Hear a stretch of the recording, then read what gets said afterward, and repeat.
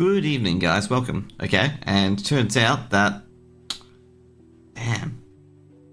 That I left my interview screen up from last night. Oh, that's a bit of a shame.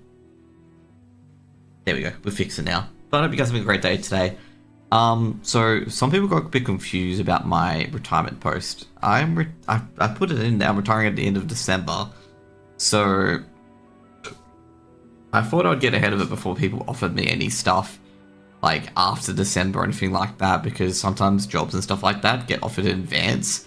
So yeah, I just didn't want to make sure I had any things I had to do before, well, I go off and stop casting a lot of Australian CS and just not cast in general.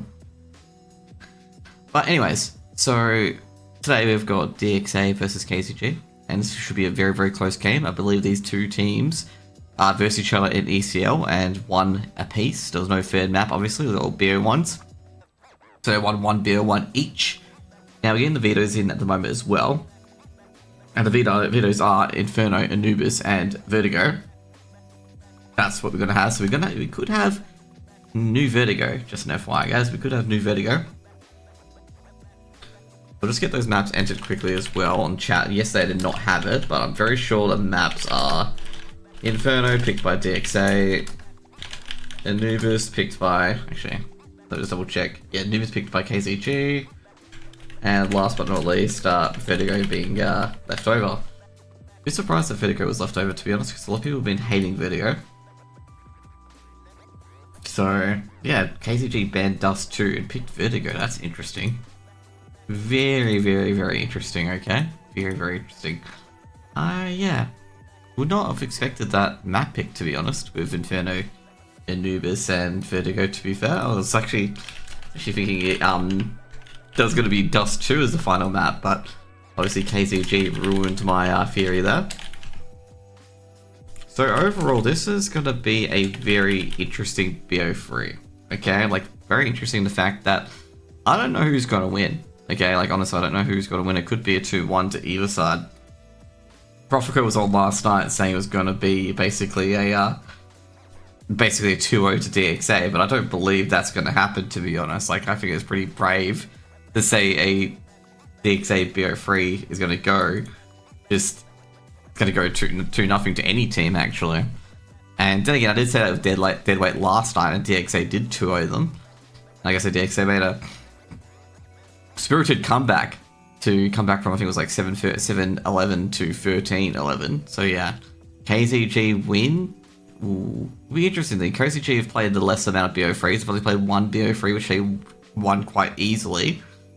So we'll see what happens there. Actually, no, not quite easily. I mean, they went to OT, and KZG somehow got it to OT and lost, and then they won the third map, I believe. I'm not too sure, but that's what I'm getting from that.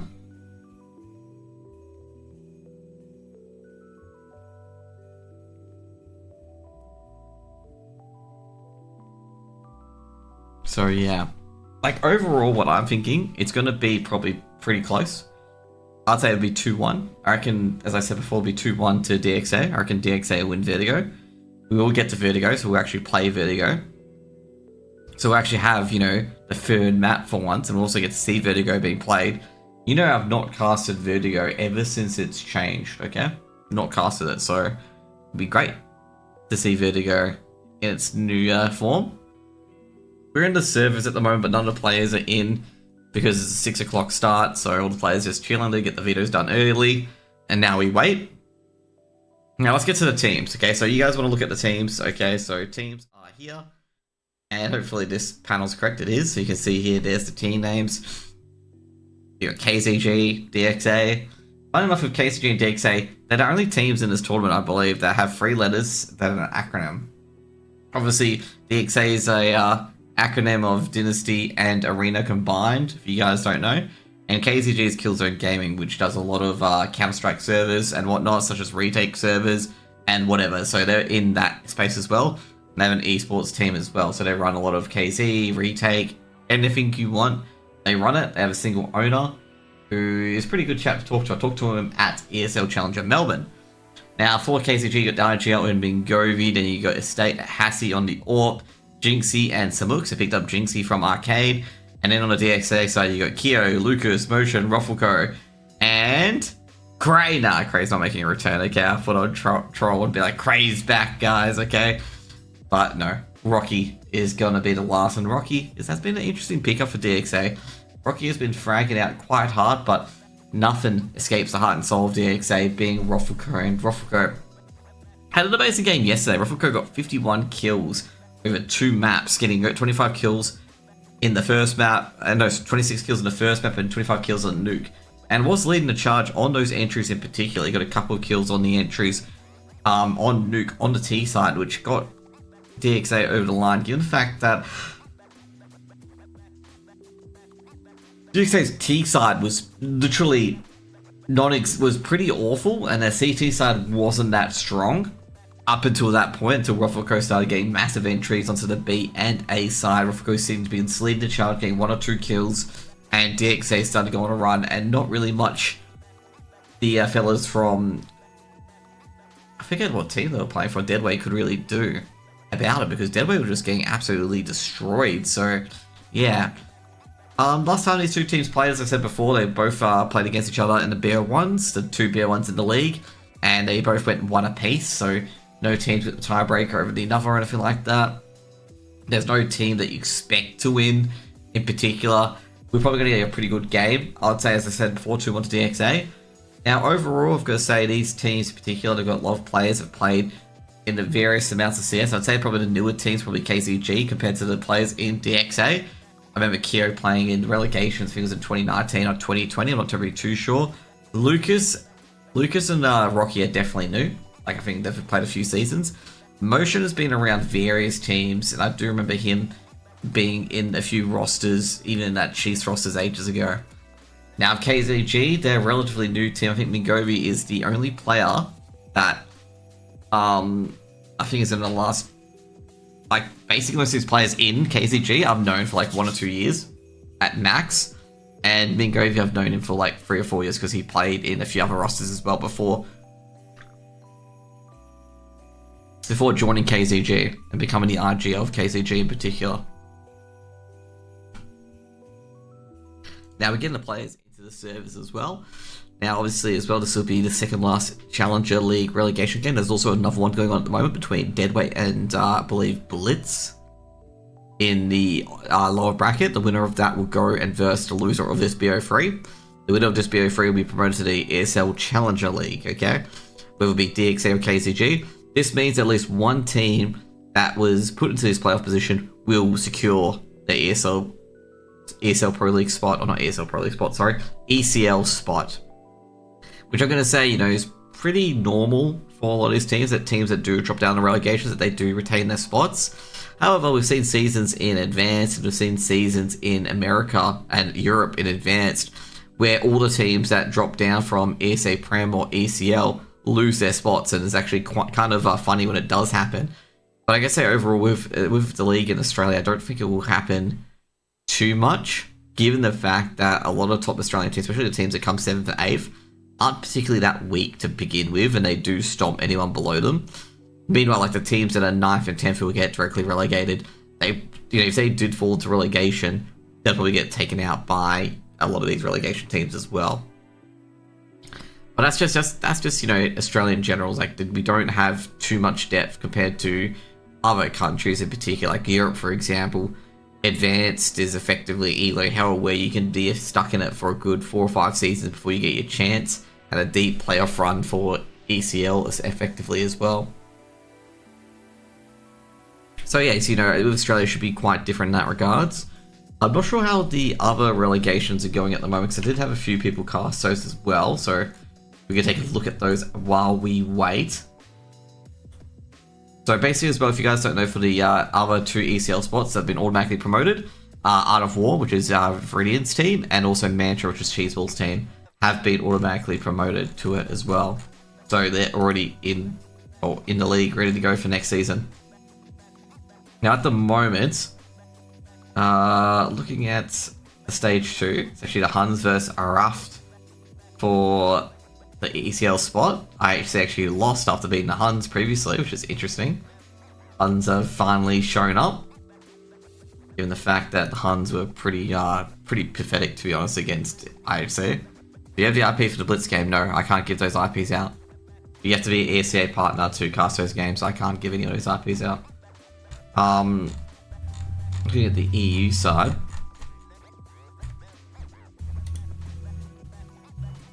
For the EU side, I gotta say, I think there's they're in stage 2 already, and basically the winners will advance, which I think is Eyeballers versus Arcred, and then 10-0 Tenacity versus Amiga. Funnily enough, those are all advanced teams, including Eyeballers, because I believe Eyeballers were not. Oh, Eyeballers were a Challenger, actually. Tito, you can't give IP out, dude. Hooksy or Stewie 2K Hooksy?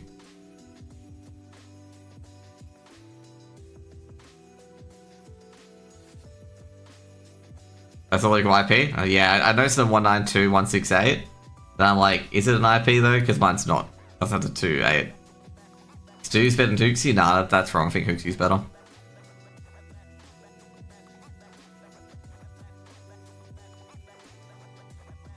Like, anyone who thinks Stewie's better than Hooksy is, I guess I'd probably... I don't know. I was gonna say, I just don't see it, because, like, Hooksy's, like I say, Hooksy's a lot better overall than Stewie. I think they had a one-off good tournament because both Nico, Hunter, and Nexa actually... Oh, not Nexa, sorry. Nico and Hunter and Monacy all performed together. And that's, like, the win condition for G2, is just Nico, Hunter, and Hooksy performing. You can have a standard IGL that manages the game well, and your star power will carry you through everything. I don't think Stewie, the discussion between Stewie or Hooksy is absolutely dishonest, because none of them give the win condition for G2. Anyways, let's get into the game. Because the win condition is whether Monezi, Hunter, or Nico frag out. Like, honestly. Hooksy washed. Well, I gotta say, Hooksy's never been a big fragger to begin with, to be honest. But he's not the win condition for G2. This is what was puzzling for everyone, included myself, when they got rid of JKS for Nexa. It's just like, and then someone said, "Oh, they need a second round caller." Obviously, that's a hunk of crap because Nexa's not calling. So it's really, really confusing.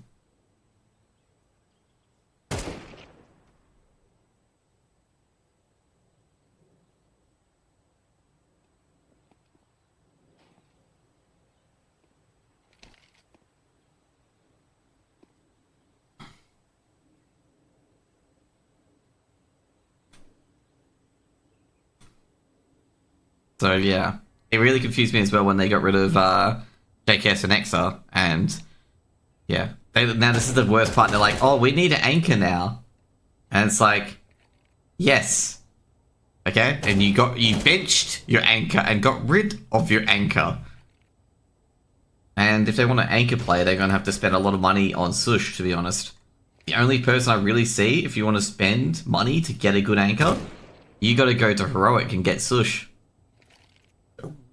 That's all I'm going to say. I think Sush is probably one of the strongest anchors in the game.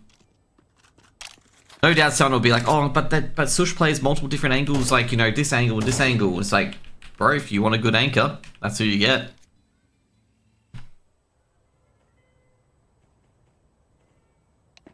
But yeah, as I said before, the discussion between Hooksy and Stewie is completely missing the point of why G2 performs.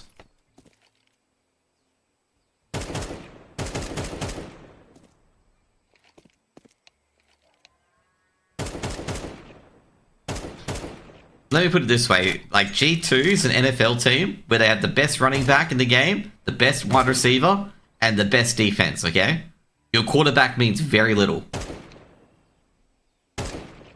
Like, your quarterback means very little. As long as he just does the passes correctly, can manage the game, your team's gonna win. Okay?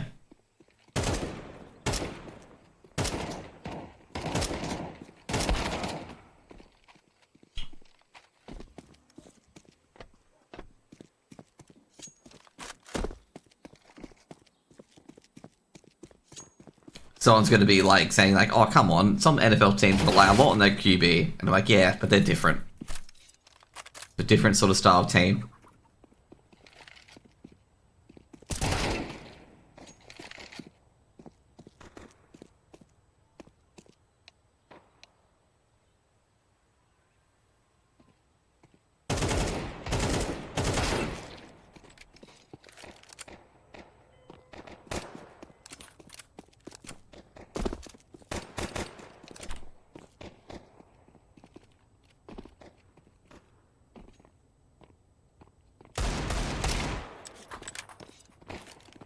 Did G2 get eliminated or something? Oh yeah, that's right, I did get eliminated from Blast.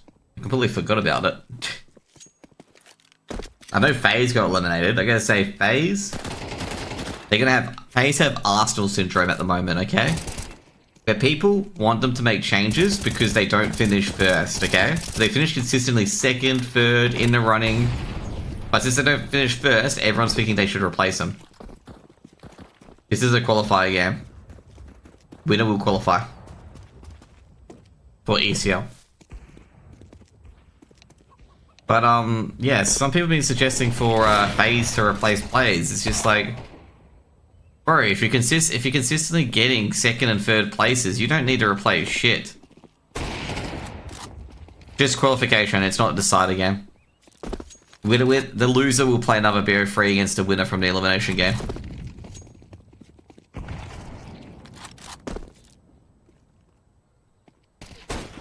Also, Aurora winning against Mongols. Okay, that one I didn't expect, to be honest. If you want to see the relegation bracket, it should be here. This is obviously not on HLTV. I think it's on HLTV. I'm not sure, but it should be here. Let's put it on bracket anyway. Oh no, I know it's not HLTV, I meant the bracket itself. Sometimes HLTV do have the brackets, but don't show the games.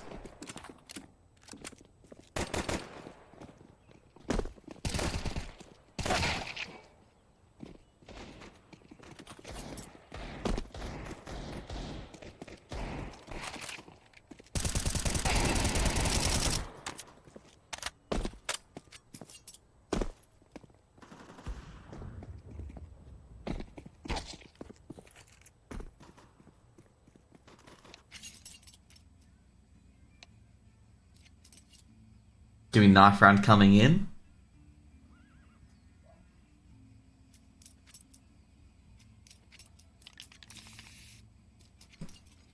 For ESL Challenge, I'm going to say, the most surprising teams have made it to semis already. Which is obviously Aurora and Ants. I was going to say, did DXA forget they picked them out?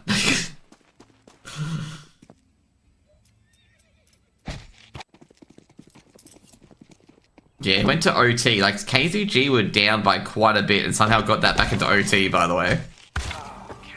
Just remember that, okay? The KZG Blitz game. KZG were out of that and somehow got back in OT.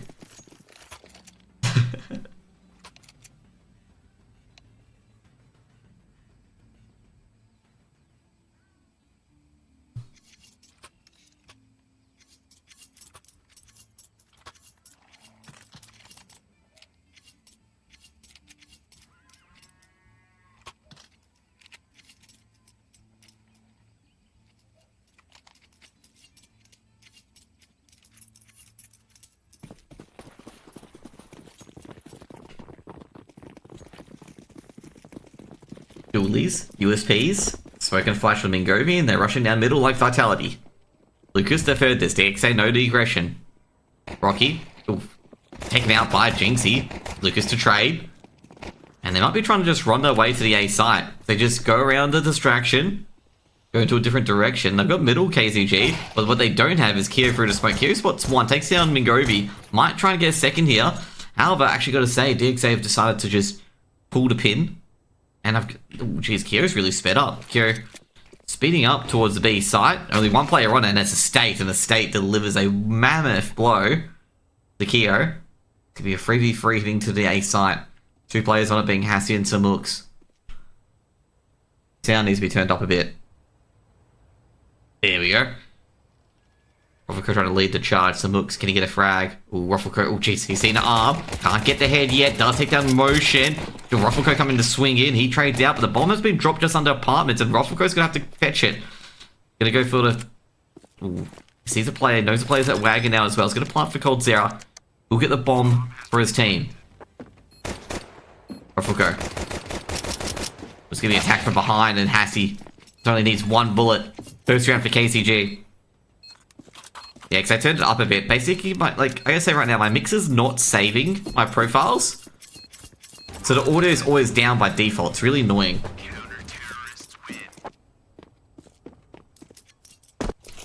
I also, with the Ruffleco interview, the sound sounds a lot better on Ruffleco's interview compared to my other interviews, which I'm really, really happy about that.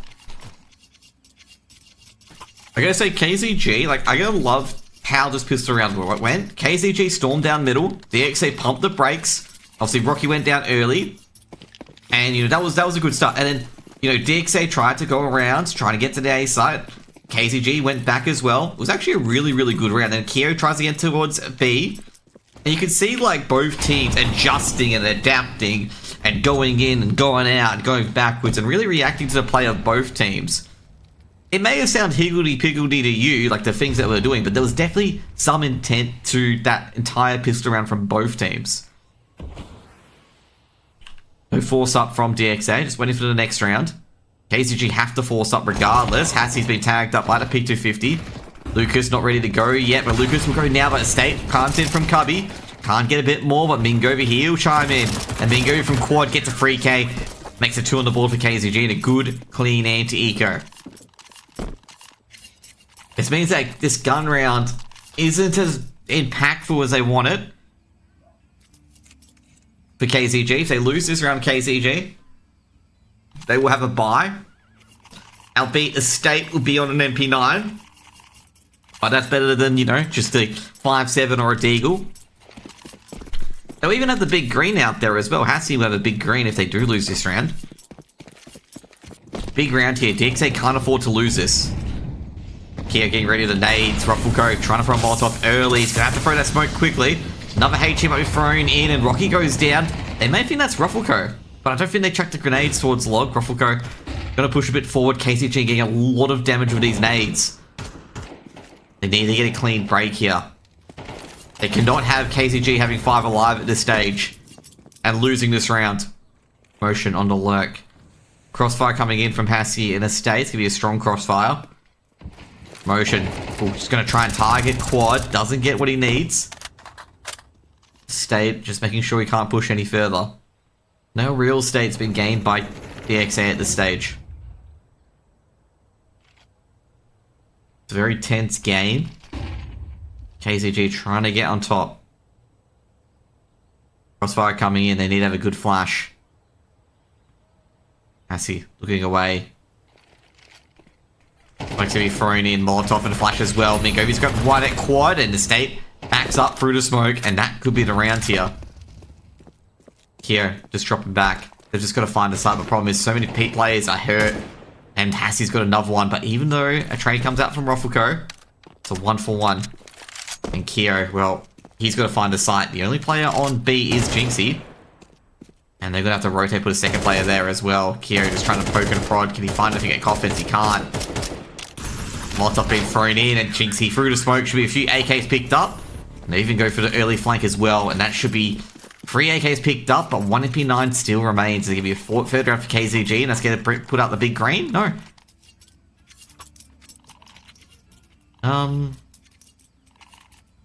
They're going for an anti-eco. Okay.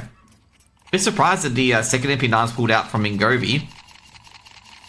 I was expecting an M4 or an AWP to be chucked to Hassie to be picked out, but second MP9's picked up.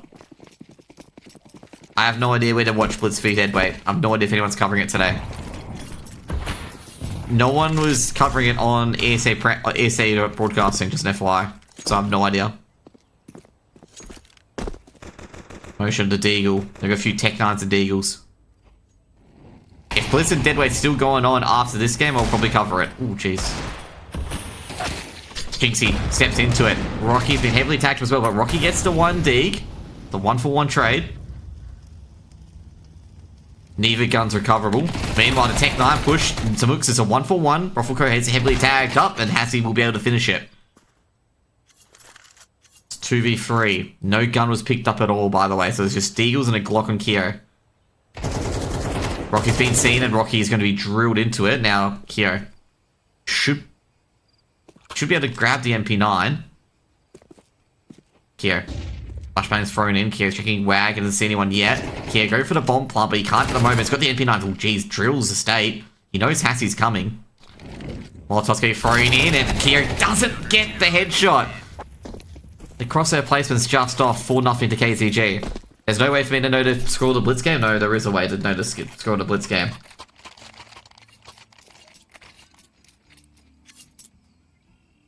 You can go here. You just go through Wikipedia. It's got all the games there. Give me a tech pause.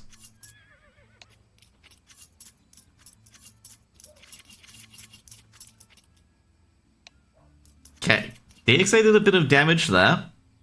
KZG not electing to go for the AWP. Still no AWP in play, just an FYI. They're going all rifles. Vertigo DCing, of course. Coming back into the game. Should I just, like, keep memeing Rufflecode, just saying, you know, he accidentally has webcam mic plugged in for TeamSpeak? So he had to, you know, reset it. Had to reset his computer. So register his actual mic.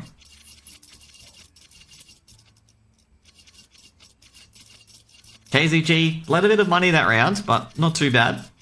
They got 4 M4s. No more MP9s, and now it's a gun round.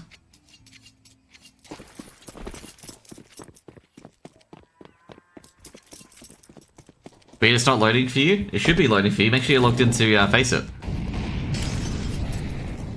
HE going down. That's a deep HE by Hassie.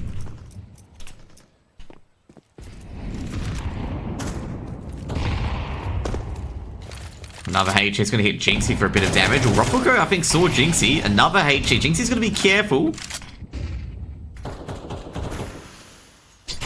Rufflecode going to receive a nade back, and that should kill him. Vertigo swings out, and Jinxie is going to melt him. However, Rocky does trade back. Takes down Bingovi, though. Didn't take down Jinxie at all. Meanwhile, quad cross has been cleared up. Samux has been dropped off the balcony. Samux has been seen. Does take down Motion. Motion, not a chance.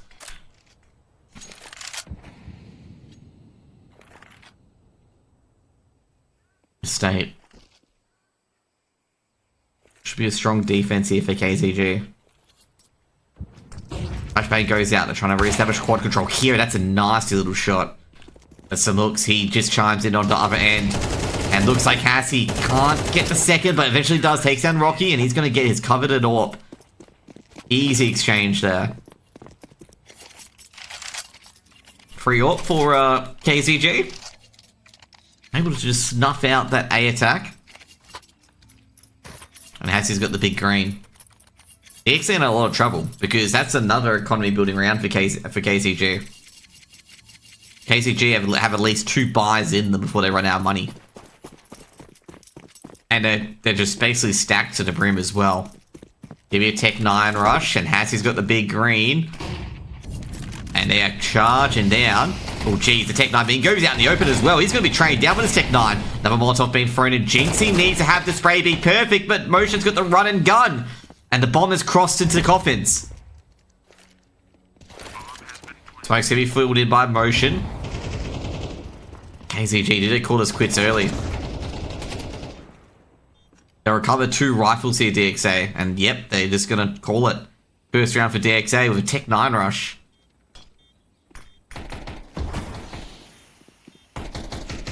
Absolutely diabolical and anticlimactic. Well, the rest of the Tech 9s are starting to charge in. Now, Tech 9 Motion. Oh, geez, Estate didn't reload initially, so he lost his gun as well. They've given over 2 AKs and an M4. Thinks they get a first round aboard. They get 3 rifles to boot.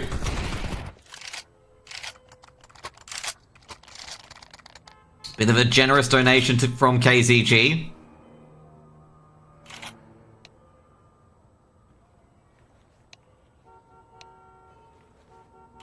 I'm just gonna be honest. I don't think it's crazy that no one is streaming the other relegation game.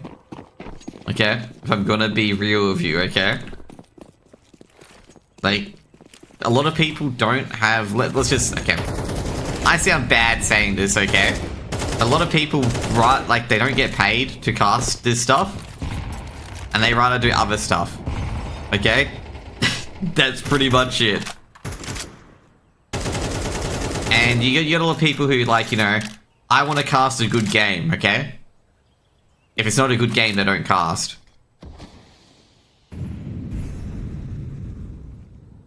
But I guess only Better's watching. Now other players watch it. If you look in chat, there's some other players always watching. It's been Govi. King Govi takes down Motion. Estate. Oh, he does see the shot of Kyo. And Kyo just sprays through it. They could be on. Actually, never been Ruffleco on the lurk. This is actually an interesting sort of, like, which site they're going to hit. How come the maps didn't update? Did I stuff up the maps? Yeah, I must have. RIP. This is a very interesting setup because both players in apartments. Kyo is dead. Good flash. Did that not update Rocky in a 1v2? He's got the bomb. He knows Mingovi's in pit. He's going to take down the balcony play. He knows Mingovi's there. Oh, jeez, doesn't get it.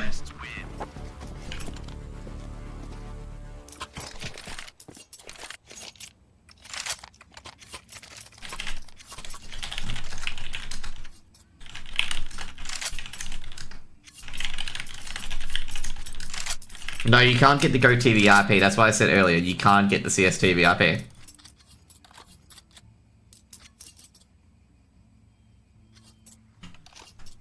Because you have to be an ESA partner to cast a game. So that means the CSTV IP is closed. I've got to say, KZG could quickly 2-0 this, but then again, it depends on their CT side of Anubis. Because they are absolutely clowning DXA at the moment. Being a very, very strong counter-stratting from KZG. Like I say, this one was a weird round because Kyo got into the back lines and 2 players are pushed into apps.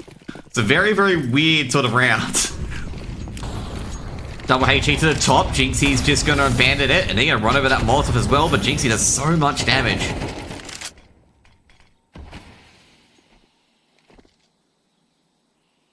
Well, if you think it's a shit, if you think it's a crap tier, but like, bro, like, ECL's always been like a thing you have to be partner for, you have to be broadcasting for. They've got sponsors. They have to report numbers. Like, you have to report numbers. If you cast a game, you have to report numbers. Because they've got sponsors to please, as you guys can see in the top right. I have to report all these numbers to them on every single game I cast. And also they provided the prize money and TO and stuff like that. Mingovi gonna clear out Banana. Oh, geez, not even traded. And Mingovi's got 3!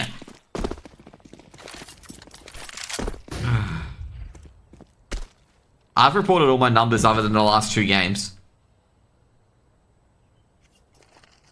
But I'm gonna say right now, you can apply to be an ESL broadcaster. It's fairly easy to apply for it. They'll take a look at it after season.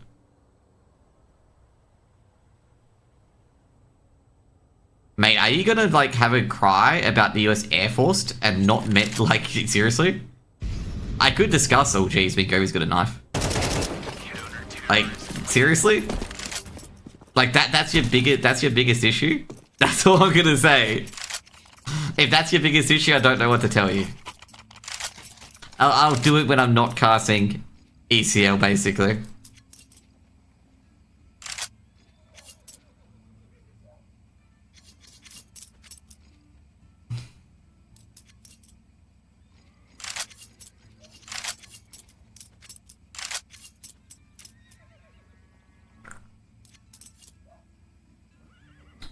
I think DXA are absolutely cooked on this map at the moment. Absolutely cooked.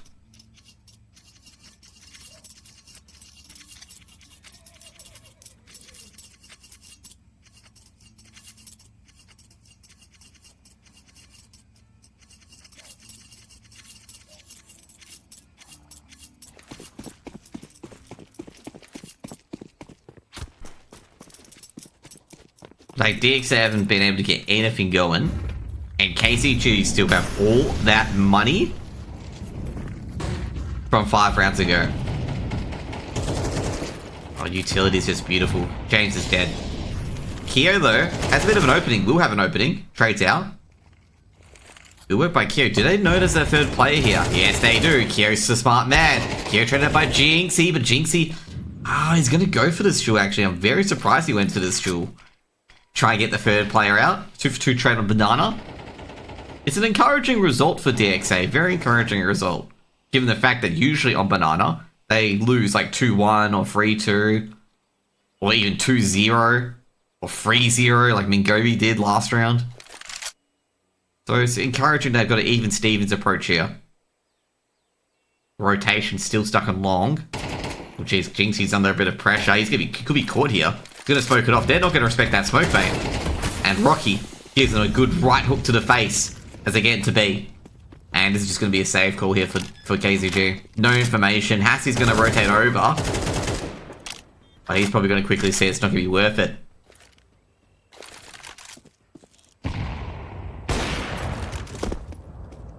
Deep HE's not gonna be happy with that.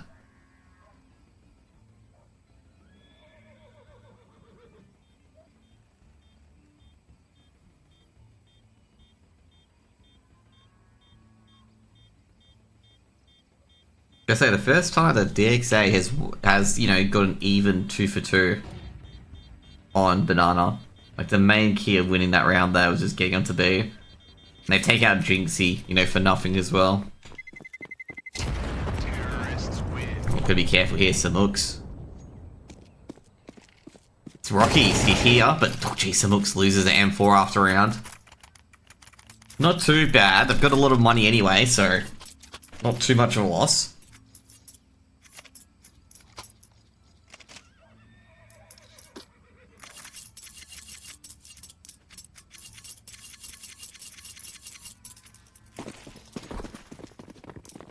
I surely hope that Navi's better than KZG. You know, I don't want to see Emir and JL losing to Keo. Oh, jeez, didn't expect that aggression.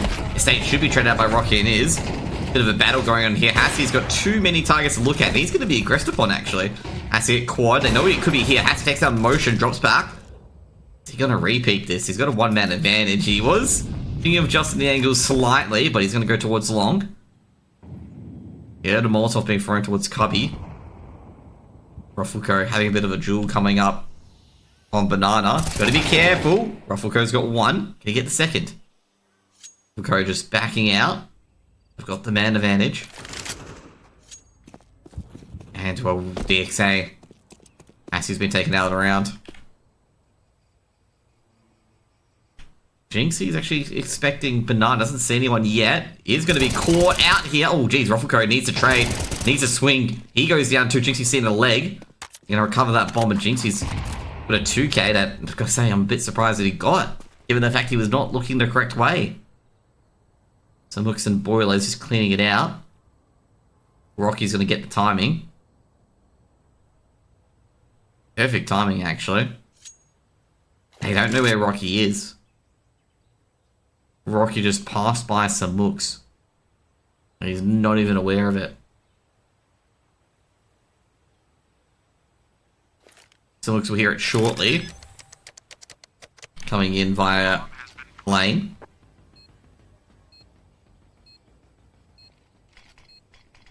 Mooks gonna be thrown in, so Samux knows that Rocky has to be the secret side.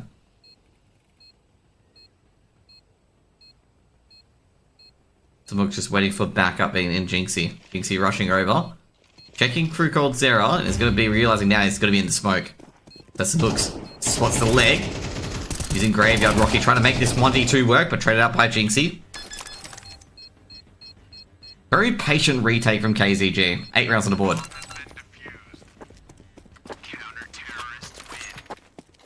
How do you get this HUD working if you're gonna have the game key? You don't need anything special to get a HUD working.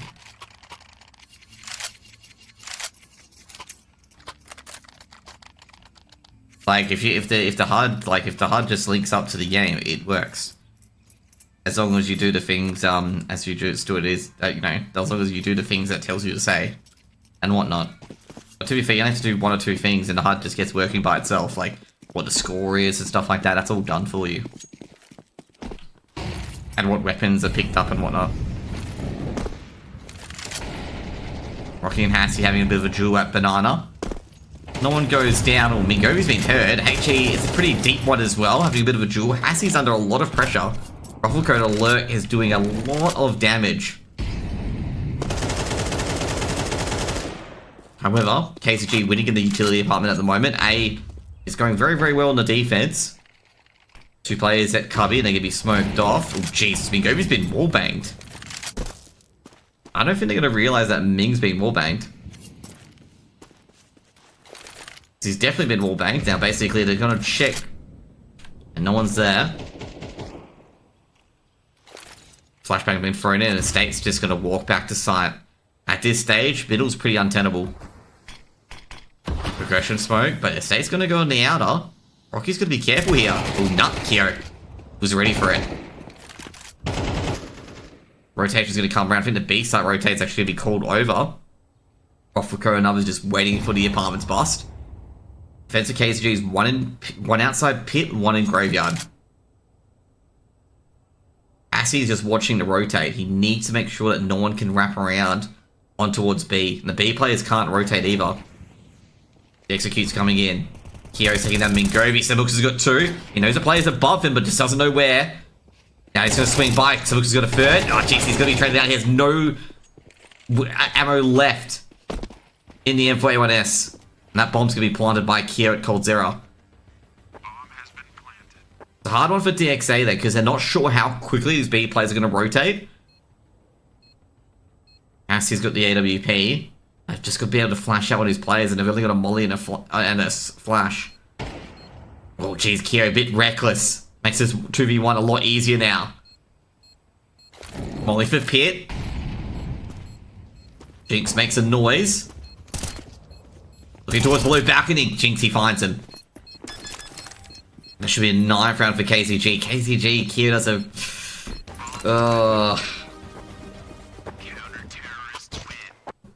Not the greatest 2v2 play there. Not a good 2v2 player. Kyo was trying to be cute, trying to move to a different area. Caught on that rotate. You just kind of have to play it in here, man. If you're stuck in here, unless you go to smoke or anything like that, you just gotta stay in, okay? Just gotta stay in. I'm trying to play that 2v2 out. I think they didn't know that Hassie was tagged up. But I was just playing a 2v2. Hassie. Oh, jeez, that's not a good start. Hassie takes down Roffuko. Estate on the other end takes down Rocky as well. Hey, Van Yang, good dude. Can you link your face it? That's all I'm gonna say, okay? Can you link your face it?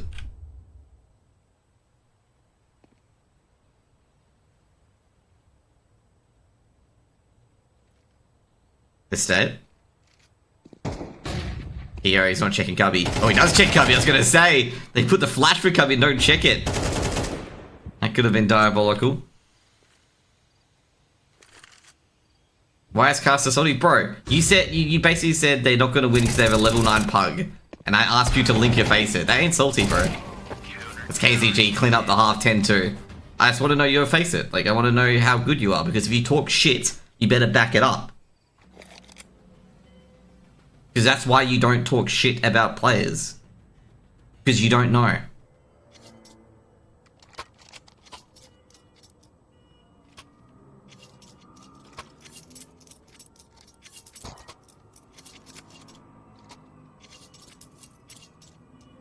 Dude, you said they have level 9 face it. They are not winning.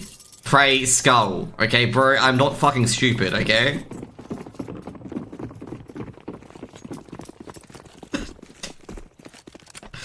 Neo. If they had you in the team, it'd be 2 extra skulls, okay? And 2 extra prayers.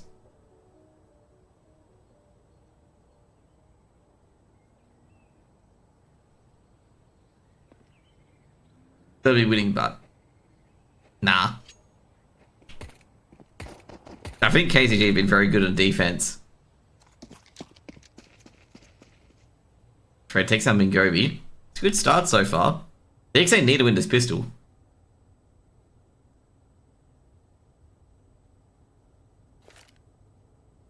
I don't even know motion, bro. I'm just saying, like, you shouldn't talk shit about people you don't know about. Jinxie looking towards quad. Rocky the trade. This is actually getting really, really antsy here for KZG. Okay, that was very interesting. Samux is getting up and personal in Motion's face. I have no idea how Samux can get that kill very quickly, given the fact that the Glock is just better at close range. Ooh, geez, Samux takes that Ruffleco, makes it a 2v2. This is going to be a hard retake here. Very hard retake. Make it even harder. KZG put 11. A 2v4. That is not going to look good for KZG. Not for KZG, for a DXA there. Not going to be looking good at all, especially down here. Like, obviously Samux, like, took a lot of damage, missing a lot of Glock shots, being super close here, okay? I was a bit surprised that KZG got the plant, let alone the win, to be honest. I have no idea who Elf Milk is, and yeah. I've just heard him talk crap on, like, ANZC, and that's it.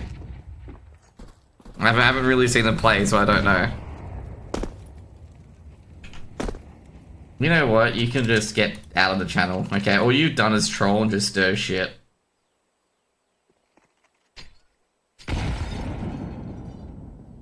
And also, you know, joke about match fixing. We know what you're gonna do next is gonna be go taken by Ruffleco. You're gonna, like, make some joke about Oceanic being a match fixing region and then link the ESL report. That's pretty much it. So it's just like CBA. Like, we know your act, we know your dance, it's just, like, boring. Assy, beautiful. Taking down Motion at quad. Now, can they get to A? That's the main question. You for the raid, Connie? Really, really appreciate it. He's not getting up no skin, okay? I just don't have time for, like, crap buckets like that. 3v3, spotted estate, spots a player at pit. Like I said, these players are in very aggressive positions with DXA. Extremely aggressive positions as Samux entries through. One's planted at secret. And Lucas is dueling with a 5-7 at range. Meanwhile, Ruffleco coming from behind. This MP9 could do a lot of damage. Your sound? Wait, what? As he's burning, Ruffleco could go in. Oh no. Oh, Samux good trade.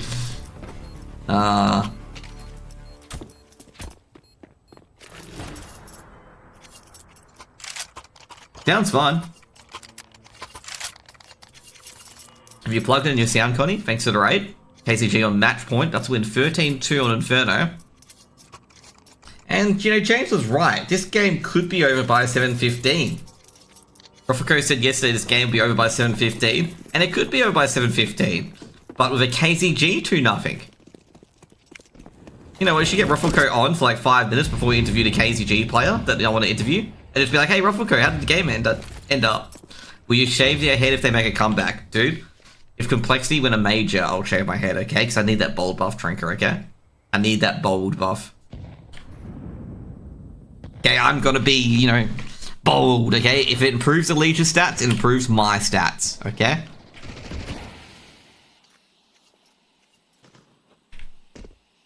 It also improved Brokey's stats. Brokey became a tier S AWPer just by shaving his head. The simple trick. Yeah, basically, winner will get promoted to ECL. Loser will get the verse either Deadweight or Blitz, whoever wins out of that. They got a mag 7. I love the mag 7, look at that. I love that gun. Mingovi having a bit of a tussle at Coffins. They both flash each other. Estate being tagged with the Coffins. Rocky with the beautiful frags, but they're going to have to just back up. Hassie going to throw a Molotov. He's going to not let the Coffins players do anything. They're checking new box. They're checking all the boxes. And Hassie just planting Fountain. We'll get the plant down. Missed scout shot by Ruffleco. Just going for a Hail Mary. Ruffleco going for another Hail Mary. Ooh, just misses the new box player. Going for the retake is DXA, a 4v3. Can it be held? Ruffleco just firing his scouts everywhere. Flashbang going in. Also, Lux has been blinded. Jinxie grabbed from one. So Lux, he's just lining them all down. Lucas at the 5 with the mag 7. Now it's a 1v1. Motion gets the dink. But no way, couldn't hit the second shot. And Samux will get a free K and 1 HP to win it for KZG 13-2. And I gotta say, KZG absolutely slapped DXA that map, okay? DXA got completely and utterly slapped, okay? I don't think there's like any other analysis. Rocky did pretty well, but I've got to say, Samux, Hassie, they played an amazing game. I've got to say, like, KCG were very hesitant to get that AWP. They chose the 5 rifles, and it backed them up very, very well. Like, it had the 5 rifles, benefited them really, really well, and they absolutely slapped. Also, I've got to say as well, KZG, so many assists, so many trades, so many flash assists, very good utility placements. They always beat DXA on the utility damage. And they also got, a couple of kills as well. And look at the assists here. I gotta say, I think they have 12, 17, 21, 24 assists on KZG. And they won 13-2. Okay, generally a losing team has more assists. But DXA, they only had about 11 assists. So you can tell that KZG really overworked DXA. And they were not only just winning the duels, but they're also winning the trades as well. So it just shows that the more assists were doing, that what they were doing was they were getting one and a bit more each time, allowing other players to come in with the assists and whatnot. DXA though, they're going to go back to Anubis and try to recover, try to get their confidence back as well. Obviously, they're probably going to pick T side. They need to put that scoreboard pressure on. I think it would be, quite a risky move picking CT side, given how Inferno went, because Inferno went absolutely terribly for them. They got absolutely stomped. I don't think they had really an inkling in. I mean, I think there was only a couple of rounds that could have gone either way, and that's practically it, which is really, really frustrating for DXA. It's just like you weren't even in the game to begin with. Sometimes, games like 13-3s or 13-4s can be, very close. Could have been just, 1v1s here, 1v1 here. But pretty much it just wasn't. DXA just didn't have a really foothold in the game. I think DXA's 2 rounds they won were on a 4 spy and also on a Tech 9 round, which is just like, yeah, so you didn't win a single gun round, which isn't really a good aspect to have. Anyways, guys, we're going to go into the next map in just a moment. Let's just check if any of the players are in. If the players are in, we'll go in there right away. If not, we'll take a quick break. So we're just going to check if we go in there as well. Now, overall, I'm going to say with DXA, just Lucas wasn't firing. There wasn't too many firing from any player in particular. I think Rocky had an alright performance, but not so great. But just KZG had just slapped DXA simple, pretty much it. They were always getting opening frags. I don't think there was many situations where KZG were a man down other than that clutch scenario in particular, but that's pretty much it. Well, not clutch scenario, but that final round in particular. And yeah, that's pretty much it. It's my summary of the game, and KZG could be a 2-0 here. Be right back.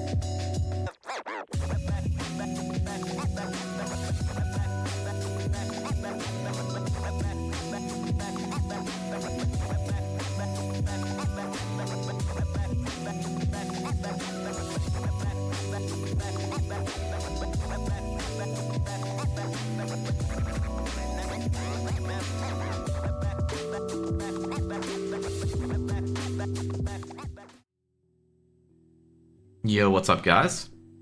Well, we get to the second map coming in pretty shortly. And, well, KZG need to... Well, if they want to win ESL, they need to win this map. Or ESL promotion, they need to win this map, and they've done it. And DXA is going to come in with a reverse sweep. And if they can't get that reverse sweep, it ain't going to happen. What a blowout. Indeed, it was a blowout, actually. It was a complete and utter blowout. Poor DXA just didn't really have a chance, to be honest. Did not really have a chance to get into Anubis.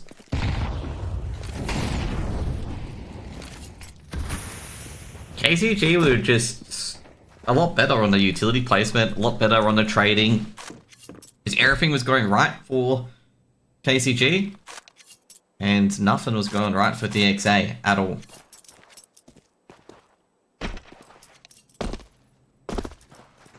I think DXA in the initial... I think DXA were walking into a lot of disadvantageous scenarios as well, which made it worse. They were unable to get the advantage, especially in Banana. Like, they normally had to risk 2 or 3 bodies to even get either 1 or 2 kills, which obviously is not healthy in the long term.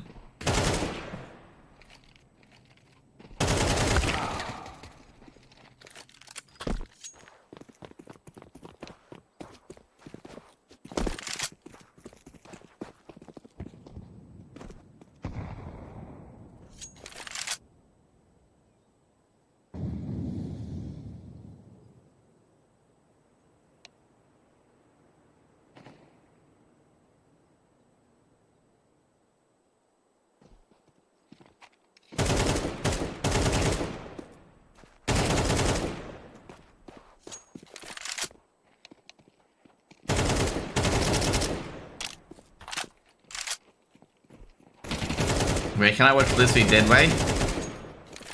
There's no one casting it. And there's no Go TVs because I can't give them out because they're for partners only. You can go and watch it on Face It, I believe.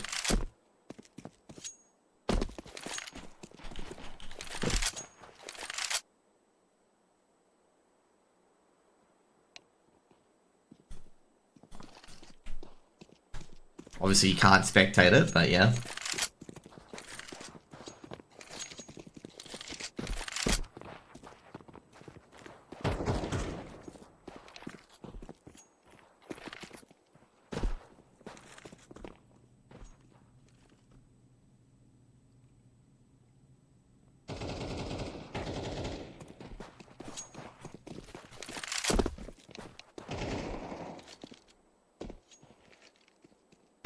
Blitz won map 1. Yeah, I was going to say Blitz were looking at taking map 1. Well, they're leading map 1. They'll probably most likely win it.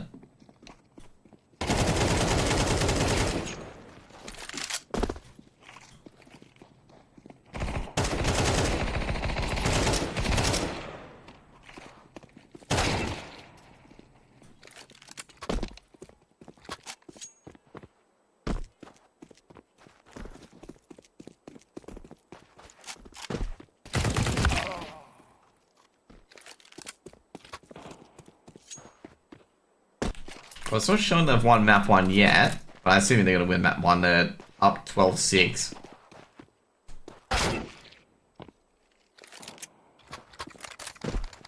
You know, I can check my friends list. No, they haven't won map 1 yet. Currently 12-7.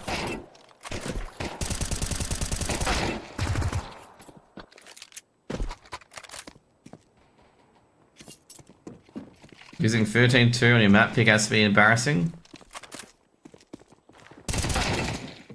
I'd say yeah, but at the same time they got taken out by a very, very good KZG lineup. Like, KZG were just much smoother the utility. Definitely had cracked Inferno. Was counter-stratting DXA hard. I mean, there's a couple of rounds that DXA did lose control of. That was to their own detriment. Obviously the first one was definitely the pistol round on the second half. They really shouldn't have lost that. And the 2 rounds that they did win was a half buy, and I believe a force up. So not even a gun round either. But they won the harder rounds to win. Let's put it that way. Do you ever place bets? No, because you get banned as a caster. You're determined to have inside information.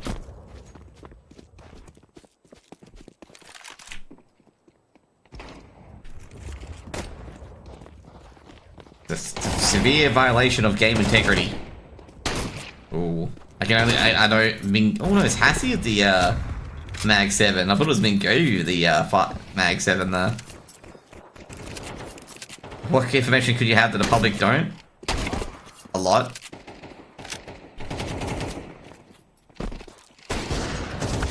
Like whether a player's, you know, under the weather, having a cold, scream information, veto information.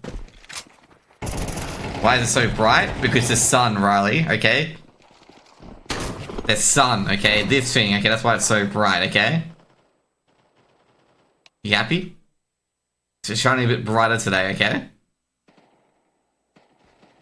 Anyways, here we go.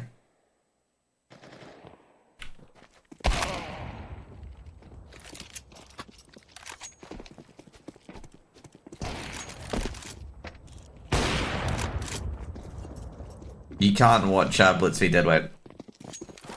Have to be an ESL community broadcast partner. So bug all the other casters that in the ESL broadcast partner channel. I highly recommend not to do that, but ask them nicely, okay?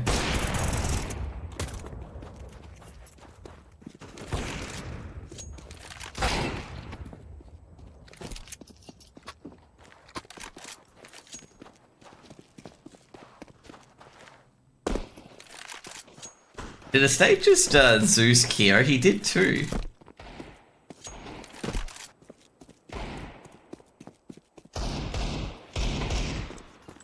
I'm gonna say, Blitz taking a map of Deadweight's pretty good, not gonna lie.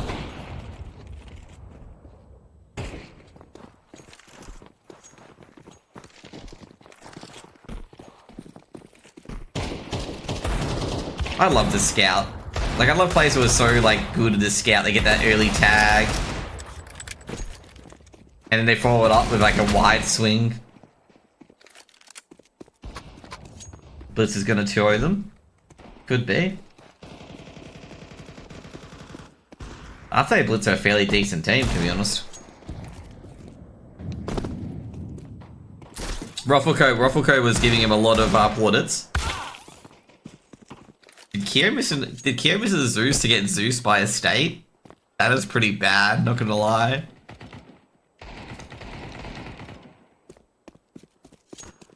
I feel bad for Kyo at the moment.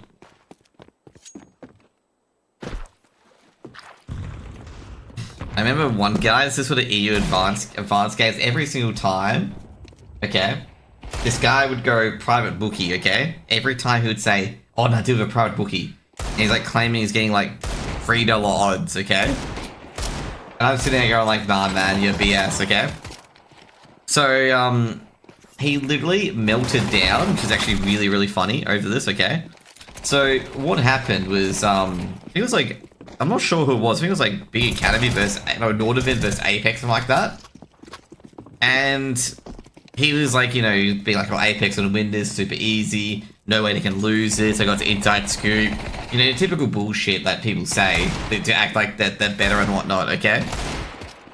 And this poor guy at the end of it, okay, basically Nordivan completely stomped them, okay? Nordivan, like, I think it was like 16-3 first map. And it was like 14-2 on the second map. And this guy was like being like he was going to call up his betting agency, cancel the bets, is clearly fixed, and having this absolute fucking mental meltdown in my chat. And I banned him, obviously, okay? And I'm just sitting there laughing and be like, bro, the betting agency's not going to refund your bets because you're a fucking moron.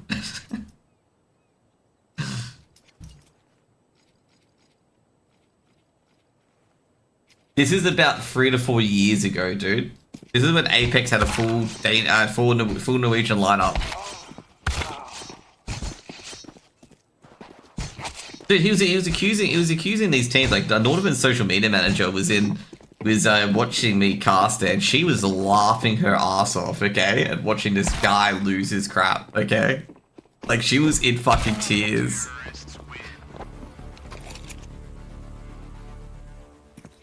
And she basically said, "Thank God they're not in Nordovin's DMs."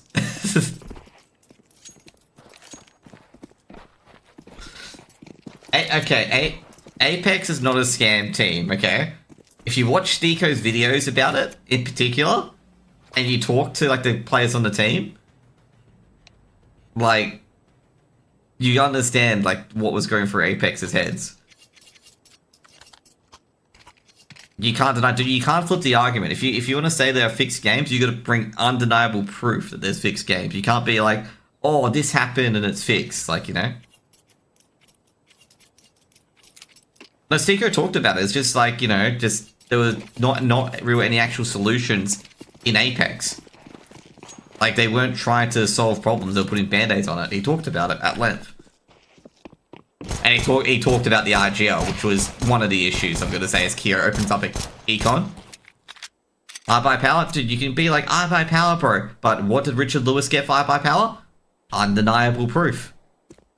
Undeniable proof that I buy power to it. He got the receipts. Hassie at Shadow takes down Ruffleco.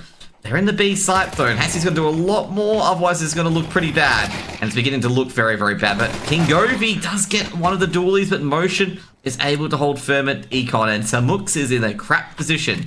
He gets the dualies out because he's got to do as much damage as he can, and Motion is going to put it to 3 and put it to bed and put first round on the board for DXA.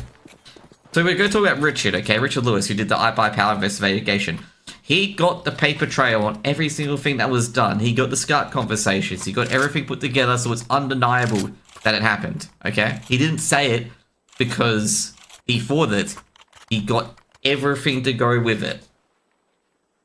You know, just cue was it Breaking Bad gif where the guys that go full conspiracy theory, okay? It's like connecting all the dots, okay? Just go him, okay? I think it's Breaking Bad that's from. How do you get proof, though? He's a journalist. He's an investigative journalist. He has sources that he won't tell you, as King Govi, with the 1 dig onto Motion, takes out the hero of last round.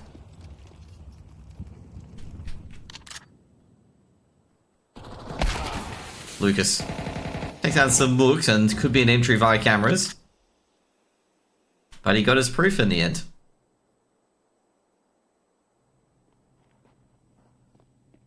As I said, you know, if you get a level of accusations at players who are aspiring to be pro or professional players, then you gotta have the receipts. If you don't have the receipts, then it's not worth listening to you because you're defaming someone's credibility on baseless accusations, which is not a good thing. Like you're questioning someone's professionalism. That's why they get pissed off at you.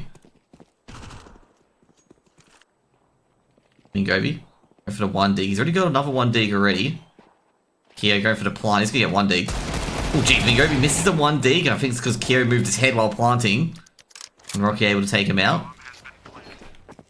Now Hassie might be able to get a Mac 10 here, but no, Ruffleco is doing the moving run and gun. There's a reason you get sued for defamation. The weird thing about defamation is everyone like talks about suing for it and whatnot. As Jinxie, unable to save that AK and it'll be a second round for DXA. But the hardest thing about defamation is proving damages, okay? It's not proving that's what someone said is wrong. It is proving damages. Because someone could say you fixed a match and nothing happens to you and that's it. Like, you know, you still play as it is. There's no damages done to you, okay? None at all. But if you lose your spot in a team and you lose your contract, yeah, that defamation lawsuit's going to come quicker and it's going to be slapped on your ass like a Happy Meal, okay?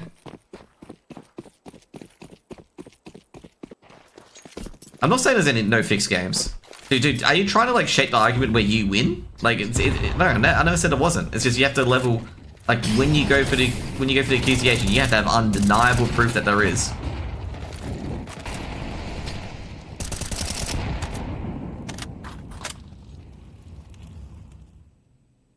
King Govi once again takes down Ruffleco, the entry frag hitting the deck. Govi's pushing into Econ. This is a risky push because Kira's going to have the advantage here. And Kira does trade up, but Jinxie, oh geez, just flicks out the gun. I could do the Richard Lewis method and just keep saying, no, I didn't say that. No, I didn't say it. Nah, you didn't listen.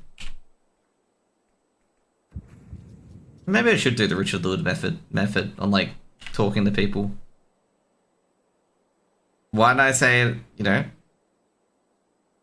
Yeah, but those people, why can't you say it? I'm just telling you, you shouldn't say it. Rocky takes out Cassie. Lucas enters on the other side of A, and they have cleaned up that A side so clean that, well, it's a new sheen on it.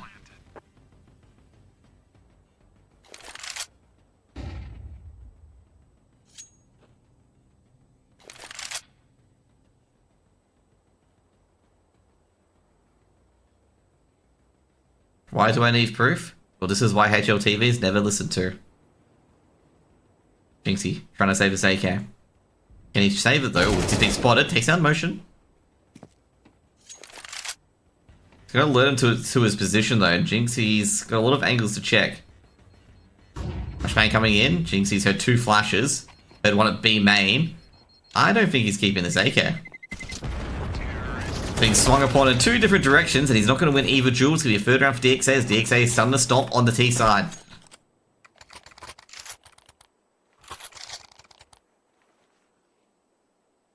So what people do, in particular with HLTV, when people complain about that stuff, they just assume that they're crying betters, okay? And they don't pay attention to you guys. So that's what happens. So this is what you call crying wolf syndrome, okay? So since you guys cry wolf without any proof, people just don't pay attention to you. You have no credibility. So when you scream it, everyone's just like, nah, he's just lying again. He's got nothing to prove it. And then they move on with their life.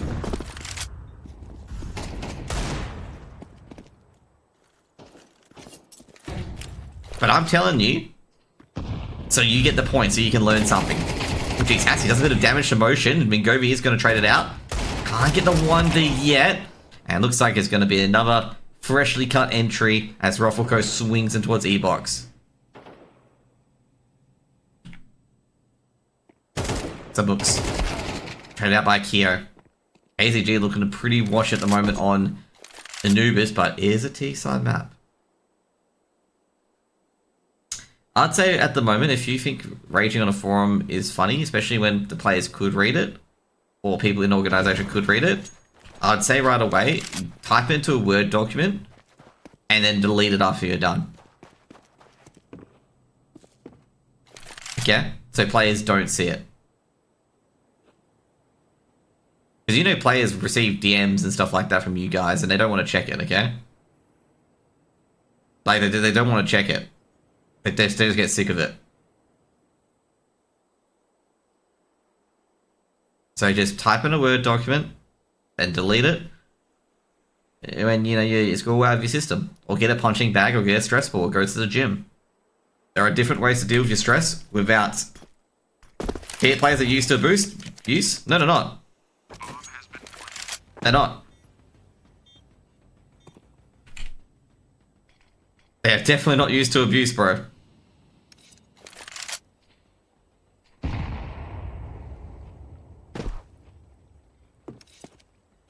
Say it's going to save this item. They're desensitized to it, but they're still just as human. I mean... Okay, let's take an example, okay? Remember when Leaf was being accused by Gorlez that he was hacking in Zephyr? And he was getting all those threatening DMs and whatnot as DMs? I'm going to give you a little bit of inside information. Leaf was not good mentally after receiving 100 or 200 DMs. Not in a good mental space.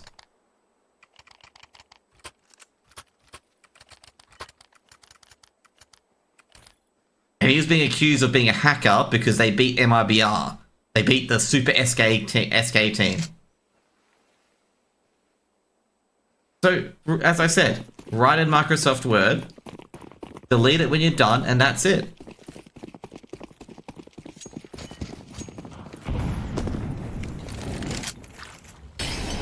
Try not do that, banana, okay? But this is like an entire like Brazilian nation, and it wasn't that. He was just like super stressed.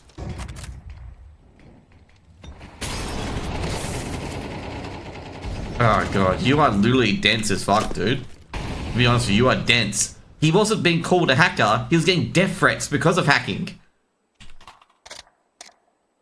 That's the point, okay? Like Leaf's DMs were really messed up. He wasn't worried about being called a hacker. He was worried that these people would shop out front of his house.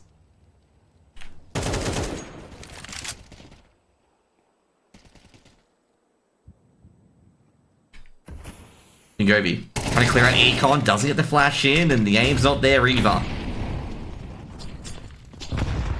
Actually been thrown in. Rocky getting entry on towards the B bomb sides. Just Hassie left, and Hassie not going to be able to do too much about it at all. Should be a 5th round for DXA. If they did remember the bomb's back at T-spawn. Vertigo going to push in. The State's going to trade out.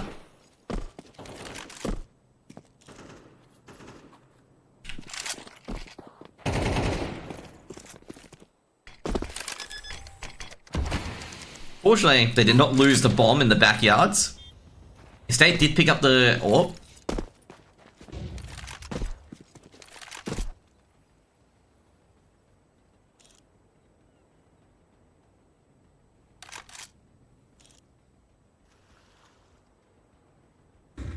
But that's why you just don't do it, bro. So just, as I said, every person just do it in Microsoft Word, punch a punching bag, go to the gym, you know, do stuff like that. You know, to take it out in other ways, and not on the players, and not on the fast food outlet servers or people in the supermarket or people on minimum wage who are stacking shelves.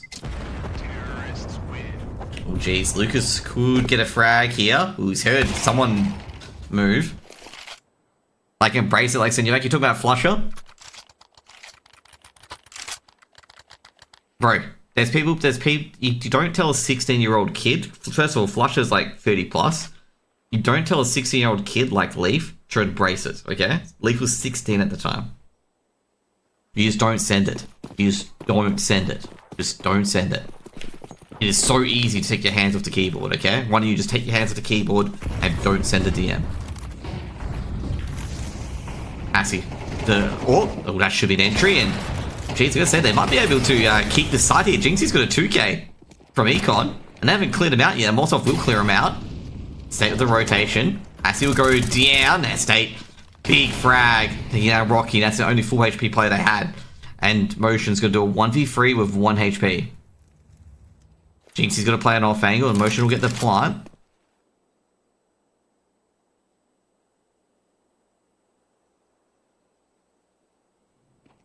Swings out.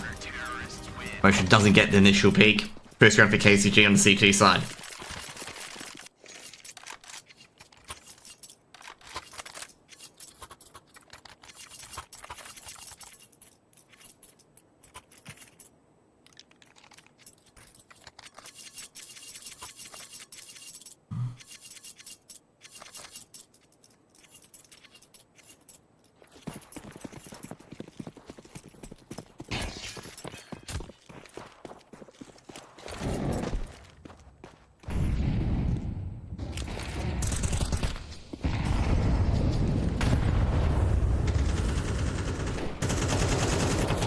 State caught up in the middle aggression, and Ruffleco does get his kill.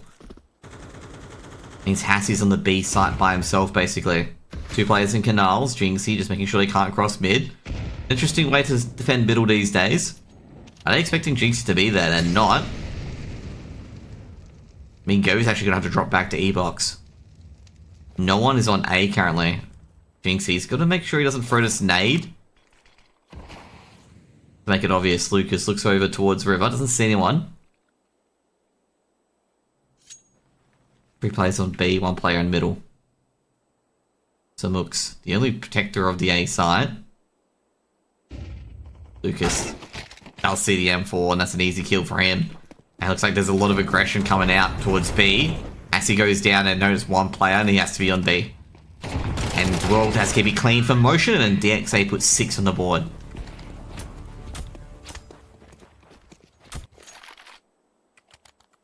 Yeah, I'm going to say it was a very ballsy defense from KZG. No one on A. Someone could have actually lurked through and got a couple of kills, but fortunately that didn't happen, and obviously DXA just pushed them anyway.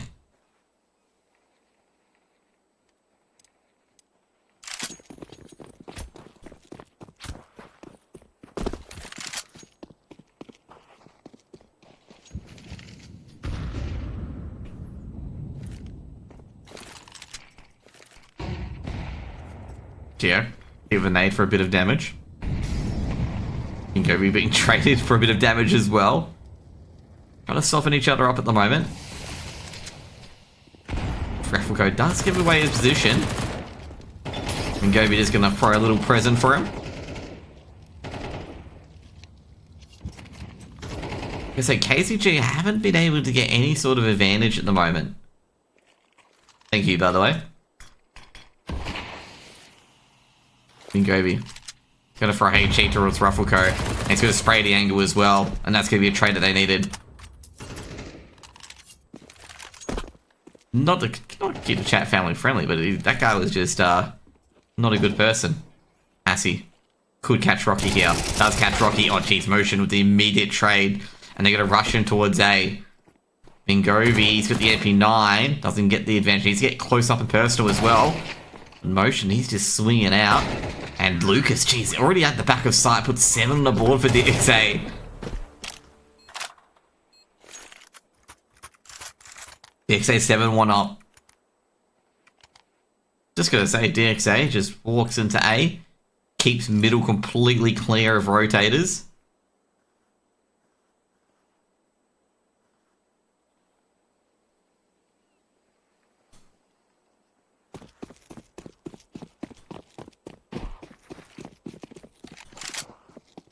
Yeah, I was gonna say, like, that guy's not a good person. Like, if you don't understand, if you have no, like, if you have no empathy or no feeling to, like, after all of that, like, I don't know. Like, I don't know, bro. 8-1 on the board for DXA. Like, it means you have severe depravity issues, okay? If you're that desensitized to not emphasizing or understanding that someone receiving 200, 300 death threats because someone said something does not impact the people's mental is absolutely wild. Well, I said 100 to 200, but, you know, that sort of stuff. And that players are players should, you know, they receive views all the time is pretty wild as well.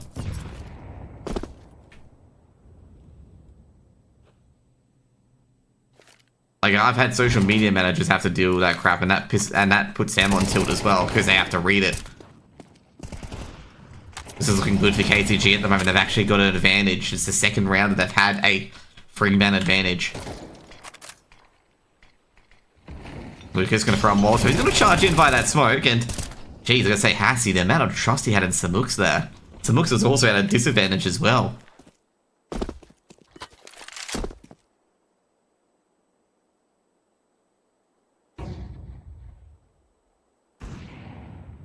Motion in a 1v5.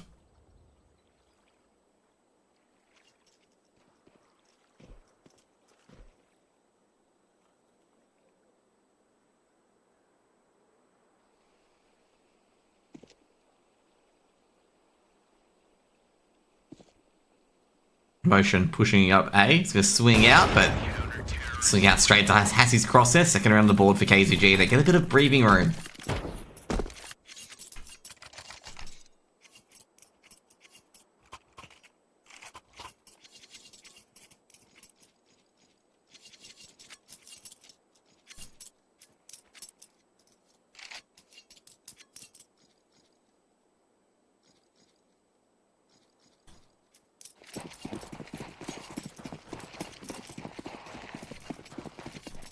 To say for KZG though, they're gonna get more at this point. Assy takes down Motion. These little adjustments here have been beautiful. 1-for-1 trade. Ruffleco traded out by Jinxie. 43 at the moment. Mingo does go down. Samux on the A side by himself. Needs to get a bit of damage. Does get a bit of damage. That was a nice nade by Samux. Looking for him. He's heard movement. So Samux might get an inkling that he hit someone. You might be thinking about me, hey, you know, did we hit someone down there? Rocky, clean that middle.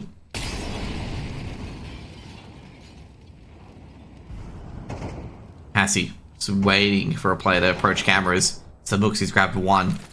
Flashbang's been thrown in. Samux sees Keo. Rocky's got the second as well. Samux, he's just already traded it. Keo stepping out.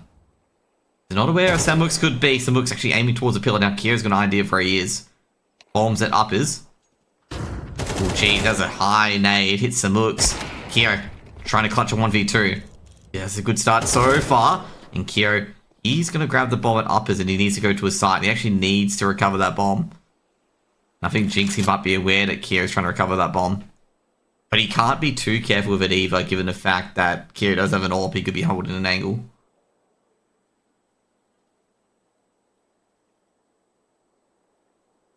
Keo running all the way to the B bomb site.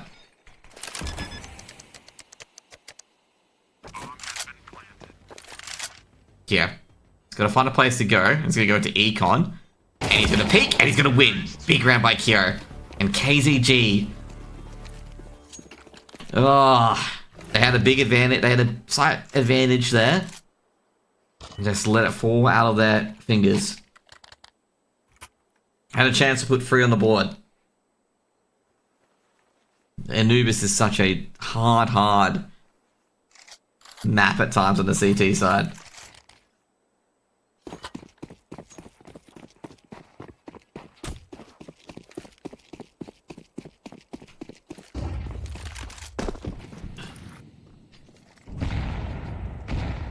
DXA.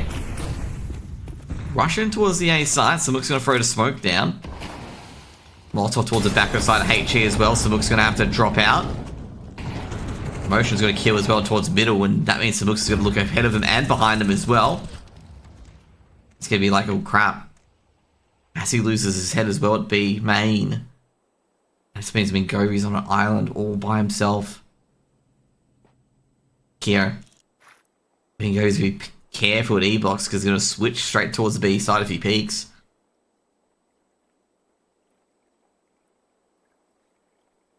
Could be a 10-2 half to DXA on map 2. It is 7:15 by the way, and the game's not over. Definitely not close to being over. Roffico gonna take down Mingovi, not really a chance, and that's gonna be 10-2 as everyone is cleaned out at A. And DXA 2 rounds away. 3 rounds away actually. Of securing map number 3.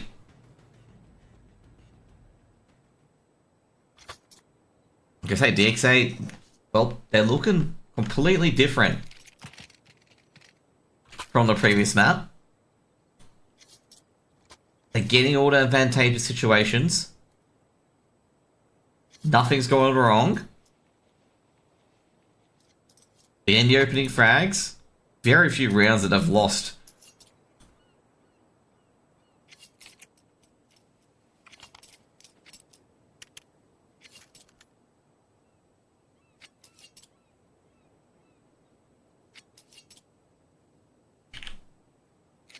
It's looking like a different sort of,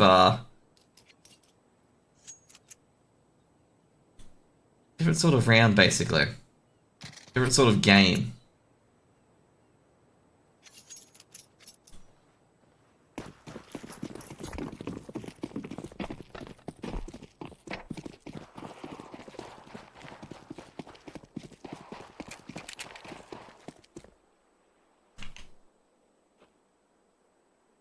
The reverse sweep? Maybe.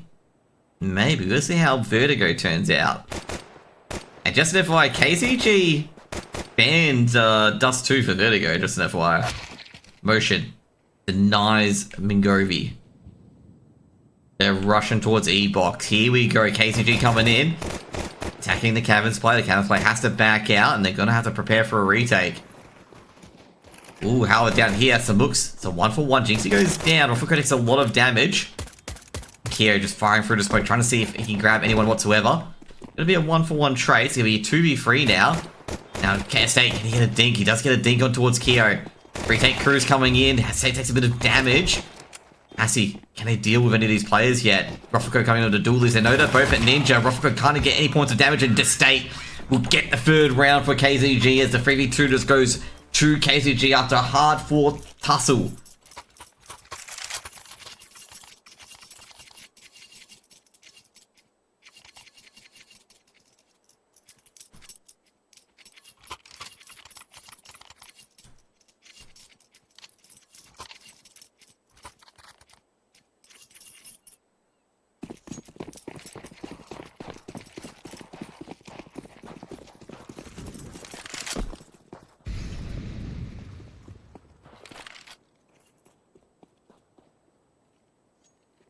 Anti-eco for KZG. Mingobi's being tagged. Could go down here. Does go down to Kyo. But Kyo's got a lot of other players to worry about. And Samuk's on that AK is one of them. Ooh, Samuk's has seen Lucas. Lucas, a USP and a dream. Not going to happen. Molotov's been thrown in as well. And he's going to burn Lucas to that molly.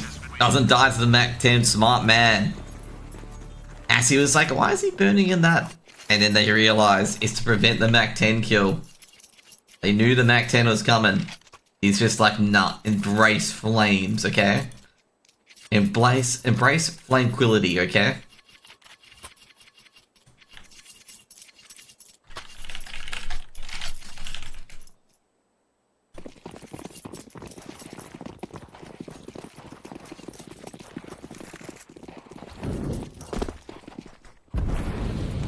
Speed boost being put in. And the state's gonna realize that all three of them are middle, and Hassy's Hassy contributes to that 3k there. It's actually a big middle crunch. That middle crunch is gonna be all washed up. And KCG can have any site that they can go to at this stage. DXA, a gamble on their buy round. Govi's trying to find anyone at this stage, and Govi's gonna say, it's clear, guys. But the problem is that Motion heard all of this. Hassy is going to go down. It's a bomb drop. It's not a bomb planted, fortunately. Okay, I was going to say bomb dropped would be horrendous. And Mingo's going to defend this for a bit. And go for the smoke defuse. Kyo does have a smoke kit. Great sound cue. They don't know that Kyo's here. Kyo, doesn't get the defuse. Jinxie able to take care of them. And it'll be a 5th round for KCG. DXA can't get the ninja smoke working.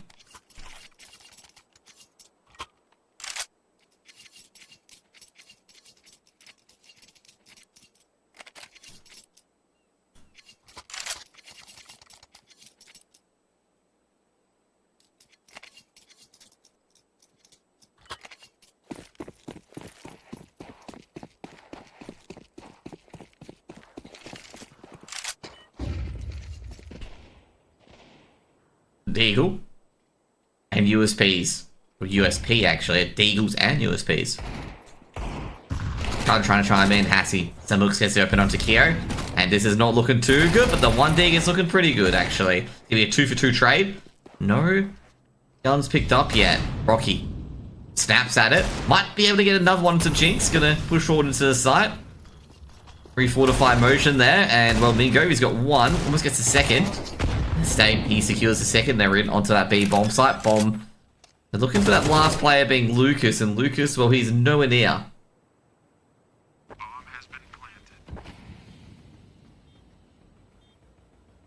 Lucas, 1v3. Going for it. All the weapons are on site, unfortunately. So Lucas looking towards Shadow. Mingovi's there. Smokes goes away. Lucas gets the first 1 dig. Can he get another 1 dig? Nah, Estate. Ready and waiting. 6 rounds for KCG, and KCG's done to make in-grounds, inroads, I mean, on their T side.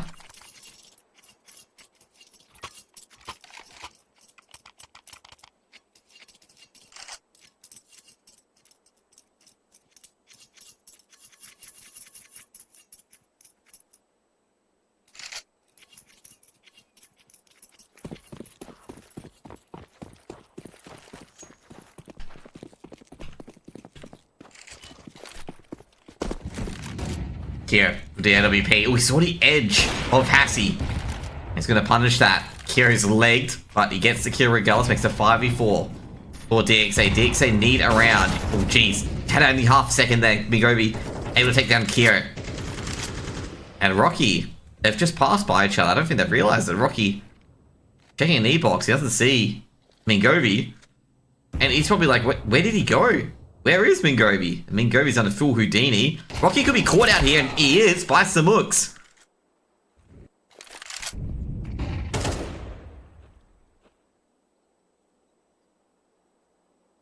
And they're going to find out what happened to Ming there. Mingobi, they walked past each other.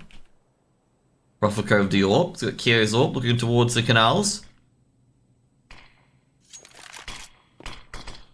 Gonna check Yeah, they're still being paranoid about the outside connector play. I've actually got ahead of that smoke to hold canals. It feels like it's going to be an E-box play. But reality is, it's actually going to be a B main play. Rotation's coming through as well as a Molotov hits the deck. Smoke's going to be thrown in as well as a flash. No one. It's going to be a contact play. Flashbang been thrown out. Flashbang as well. Now basically one hit by Roffico. Bombs dropped. Flies onto the site. Roffico needs to hold the angle. She was motions orb actually. And DXA have secured the round here. Roffico, another one taking down Mingovi. A 4v3, a 3v4 hold. Beautiful by the DXA players. Actually a motion kill actually. It was a motion kill from Caverns that dropped the bomb here. I thought it was a Roffico kill from here that dropped the bomb. But those orbs, really, really good. That double orb setup actually worked. It's going to be 11-6. And DXA finally got their first round on the board. Finally on the CT side.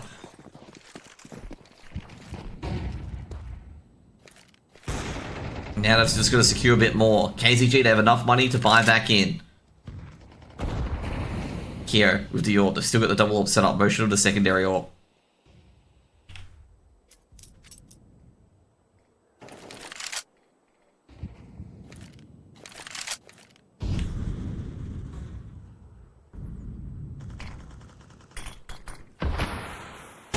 Mingovi stuck towards A, looking for the cameras player. Being tagged by the back of sight player, and Lucas is going to go down. Mingovi is just struggling to get up at the moment. Kyo disposes of one lurk. Have they got the other lurks? Flashbang being thrown in. Trying to retake the site. HGs, the smoke's been thrown in, but they're all sneaking into the site. And geez, that was an absolute bloodbath. As the entire retake crew is obliterated in one fell swoop by a combination of Jinxie, Samux, and Mingovi. And that is going to be a save call for Kyo. Now the main question is KZG going to let him keep his orb? Here, trying to get to T spawn. They can't risk any more rifles actually. They can understand if they keep this cool and let Kier have the orb. Not ideal, but they can't throw too much rifles at this. They have no idea about DXA's situation. Kier, gotta be exceptionally careful here. Kier misses the first shot. So Mooks actually receives damage, more damage from his own teammate. Kier just jumping up and down. It goes down the AWP at the end of time, and that's a critical loss. Gonna go from a potential good half buy to a very scarce half buy if they do go for it. This will be a timeout. KZG is coming back into it. Got to talk about a few things here. And this is a discussion. Like, you know, this wouldn't be a discussion if that AWP was kept. Whether they go for a half buy or a force buy. It would have been straight away, we buy up. Chuck us an MP9. Go, go, go.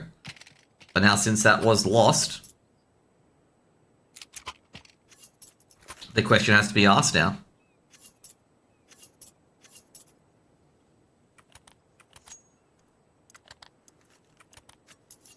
Two flashes. Two pistols being thrown over, trying to even out the money.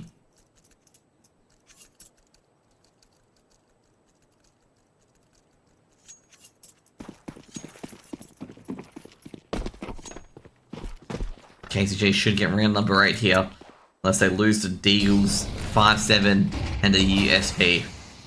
Which could happen. We've seen stranger things happen.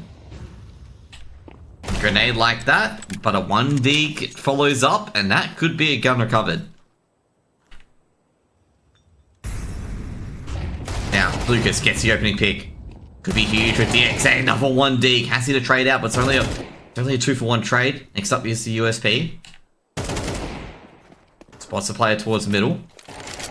1-for-1. Could be a trade here. State catches motion. Rocky. Gonna smoke it out. HE as well. Rocky misses his chance. State takes down Rufflecoat. Now it's up to Rocky. Rocky should have an AK behind him. Bomb Gibby planted this time. Onus is now on DXA for the retake. Wait, where did Ruffleco's AK go? Yeah, he's trying to find out where it went. No, there he goes. He's got it now.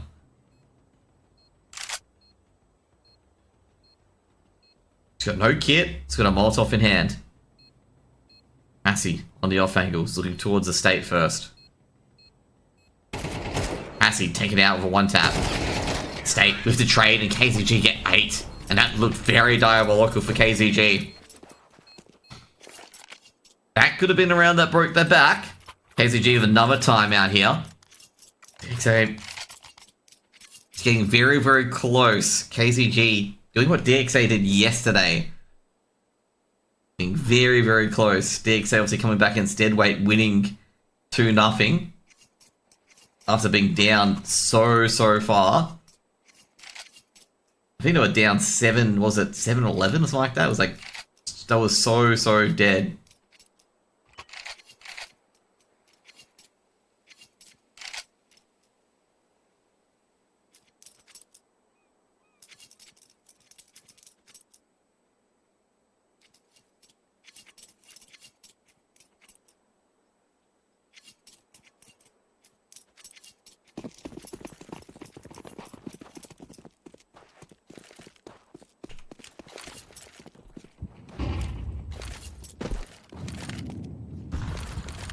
GHE's Juice Smokes coming in.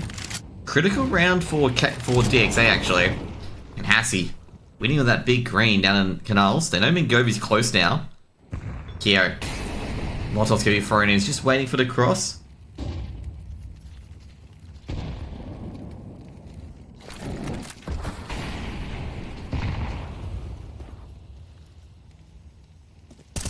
Rocky. Takes on Mingovi, puts it in a 4v4 situation. Mingovi does no damage to Rocky. And that's E-box control given.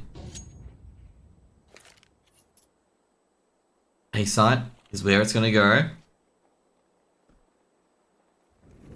Molotov, the smoke's been thrown in. Keo on the backup. Gonna do a counter flash to stop the bomb from moving in. Keo gets the first estate, that's the bomb dropped. Being targeted. Lucas, he grabs another. Hassy of the trade. And Motion will do everything else unless Hassy can do a miracle here. Hassy plays off the flash. Lucas looks away. Looking for Keo. Doesn't see the elbow. Looking for Keo to peek. However, very easy for Rocky. Easy tap from behind and DXA get 12 and a big stop. No bomb plant means KZG has to force and DXA looking to win map number 2. Tech 9, everything being picked up. Every weapon, every dollar being put into grenades.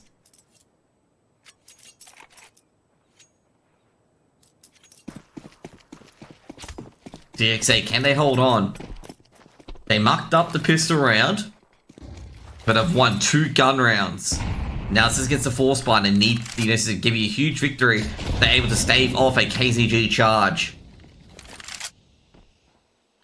Rocky hearing a lot of noise. Mingovi trying to sneak in.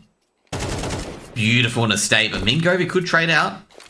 He's likely to trade out potentially. Oh, yes, he is. He is trading out as Mingovi gets another frag. There's actually a bit of a problem here. They've discovered that it's definitely not a B execute. Lucas, they're through middle. Counter smoke's been thrown in as well.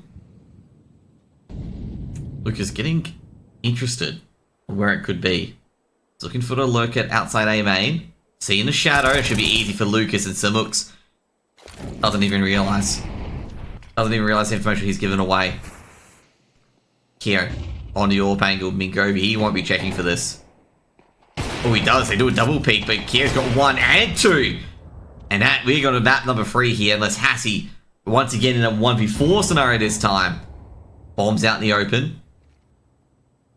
Motion coming in from behind. He's expecting it. He got poked from behind last time. Hassy should be victim of Keo. Peeks towards Keo. Keo misses the shot. Drops off the angle. And Hassy's just being banged away. And DXA will take map number 2. They will start the reverse sweep. And it will be a 13-8 to DXA. They steal away their map pick. We're going to go to Vertigo, guys. We're going to get our first time casting on Vertigo in the AU scene because we've never played Vertigo elsewhere. I think Vertigo was the default map in the finals, a lot of the bans as well. Gotta say, DXA really showed up to that second map. They're 10 rounds on the T side, and KZG, you know, it was the opposite of Inferno. KZG didn't look anywhere like they were going to get anywhere into a sight on the retakes in particular. However, on the T side, KZG did fight back. They did show their stuff. I've got to say, there's a lot of critical dropped rounds. Almost that anti-eco they dropped as well with Motion and I think it was Motion and Rocky nailing a lot of 1Ds. They could have definitely lost it then and there as well, these 1D rounds and anti-eco rounds that they weren't converting. But I think DXA got to breathe a bit of a sigh of relief, especially with that gamble round on round number 15 actually, where they basically sent free guys in middle, and KZG got basically a free K, and that would have annoyed DXA there when they were trying to set up that boost on towards middle, only to give free kills away to KZG and the A site basically as well, because they're all A defenders, and that would have just annoyed the hell out of DXA, but DXA get it done in the end. They play patient, they eventually get that 11th round, they get that 12th round, and bit by bit they make that 13th round on the board. Definitely good players overall. It's more, like I said, it's a Rocky, Lucas, Motion, Barrage. Roffico didn't have a great game on the entries. Entries are really, really hard for Roffico. He kept losing the duels or getting one, basically traded out 1 for 1. So basically, Motion, Rocky, and Lucas were chipping in, especially in those pistol rounds, and also in the rifle rounds to get those 3 rounds over for DXA as well. Anyways, guys, we're going to go to a quick break, and we'll talk about Vertigo a bit later, okay? Be right back. I also got to cook dinner.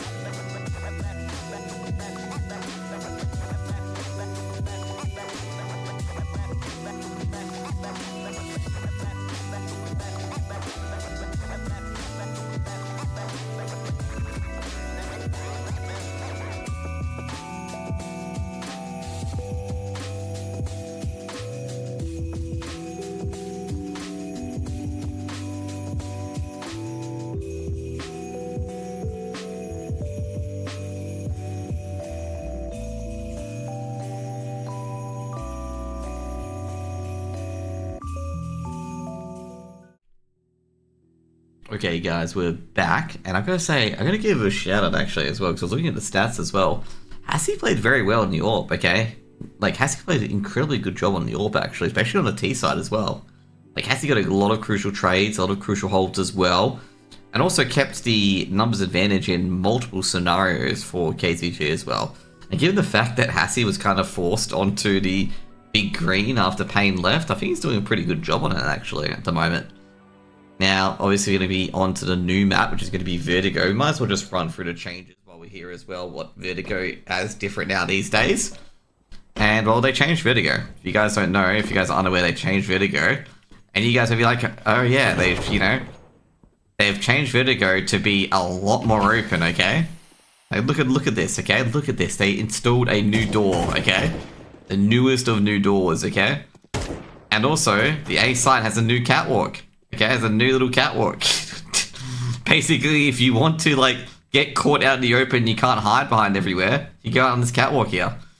It also means you can hold, like, very weird angles like this here from the catwalk as well, and just, like, really just back out to side. So, yeah. And also, sandbags now is not a huge gamble anymore, so if you get caught just here in sandbags, you can just smoke off here and just run on the catwalk to potentially escape. I call this A connector, okay? This is now A connector, okay? Upper A connector, lower A connector. Okay, easy. Okay. All right, the door. I was making a reference to Eddie. You know how Eddie like puts a garage door and everything. So making that as a joke. So now the thing that they've done is that you can no longer go through. Go back to hell via here. So that's what they've done. So you can go through here up to the side. Very easy to rotate. You can actually hold A from middle like this. Like the T's don't get free access onto the site. Oh, you meant that joke of declutter? Exactly, how he puts a garage door and everything, okay? Just need a garage door on it, okay? And it makes a noise if you open it. So overall, B hasn't changed too much. B is still the same site, you know, default still default, fun still fun. You know, everything's all the same, but it's all about A. A's changed considerably. And the main reason why A's changed considerably is because A was boring. Okay, let's just be real. Because you could just smoke out A main, and then bam, super easy. Now, on this map, you can't smoke A main because they can actually crunch onto A via middle. So if you lose middle, you're in a lot of trouble, okay? Because A, you're probably going to lose CT, and B, you're probably going to lose the site. As A can just basically womp in, take out the Tetris player, and yeah, not happy fun times anymore, okay? That's pretty much it. So yeah. So Vertigo will probably definitely change a bit because of it. Any other new changes? I don't think so, actually. There's a 53rd floor now, as you notice that this Vertigo building is getting extended a bit higher. A bit more extra floors. I believe there's an extra floor. I think this is the extra floor. So you'll be getting some cement there, some sandbags. Good old cement bags. Good old concrete. The elevator's here now? Wait, hang on. How could this be right? You can't have two elevators here, okay? They're on the same track. Bro, you can't have elevators on the same track because they're gonna just bump into each other mid lift. Yeah, I don't know how these work, okay? Problematic elevators, okay? I like how the elevators don't have an entry point. They get up by an elevator and it's just like, yeah. It doesn't make sense, okay? The elevator does not make sense. Like, even the T-side elevator doesn't make sense either, okay? Like how the T's enter, CC's enter the map. It makes no sense. So obviously this is an elevator. I mean, it might be on the same track, but they could only set up to go certain floors. Yeah, true. That'd be the only way.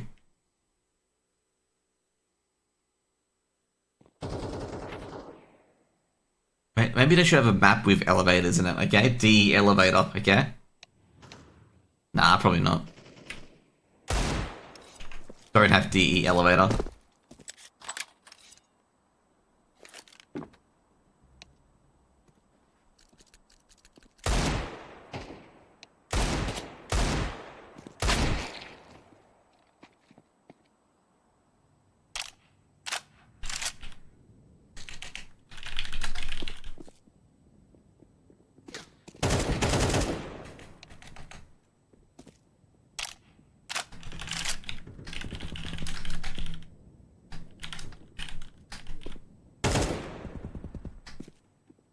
Only way it makes sense anyway. You know what? They have multiple elevators that make bumper cars, okay?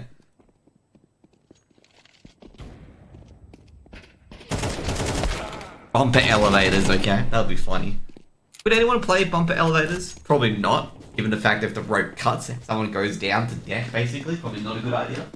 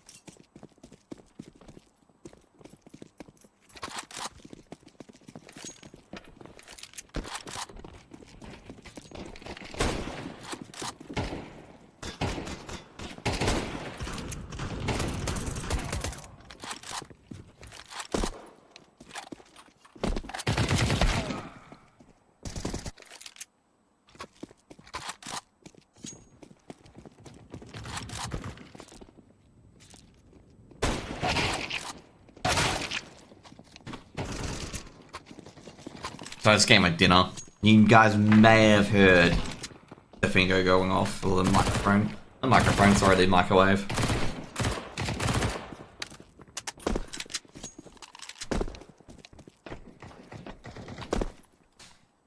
Since the game didn't end by 7:15 as Vertigo said it would,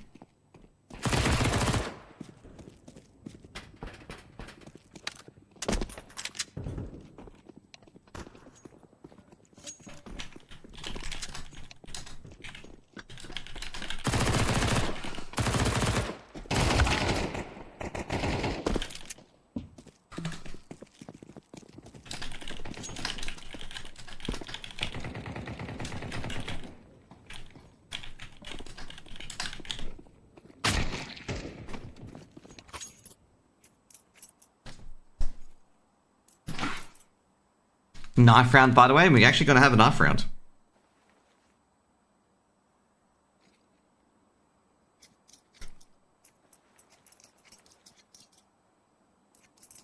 Who do you reckon wins knife round? KZG or DXA? Who do you think wins? Oh, look at like any speed boosts here. The standoff.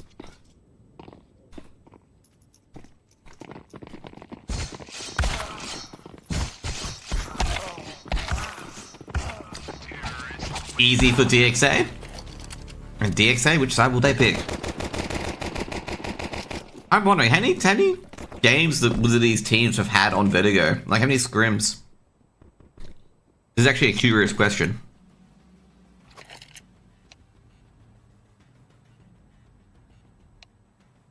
Like, how many maps?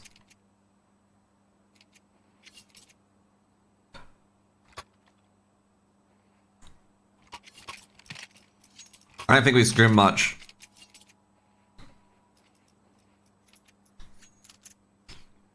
Oh, by the way, this mini-map is not updated for the A changes, by the way. I assume they would, given they, yeah, I was gonna say they banned Dust 2 over it.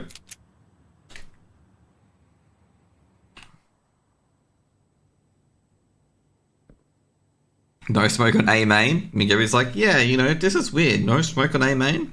Weird. I wonder how they're gonna defend this as well. Kyo.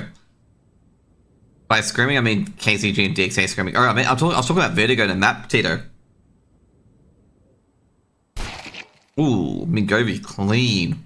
With that P250. Mingovi. Going towards hell. Looking towards Lucas. Got that advanced angle. Lucas always been seen. Mingovi having a bit of a duel on Catwalk. Smokes being deployed. Lucas does take down Mingovi in the end. Rotations come through and the dualies are being used. We've got a bit of a dink on Roffico there. Potion are trying to get into that site. Fake tap. But Rocky's got another as well. Another flashbang's been thrown in. Rocky coming from behind from the top. And that is going to be a full retake. Unfortunately, Roffico's got that kit. I did the first round for DXA on the CT side. Able to just basically wrap around on the hold there from KZG.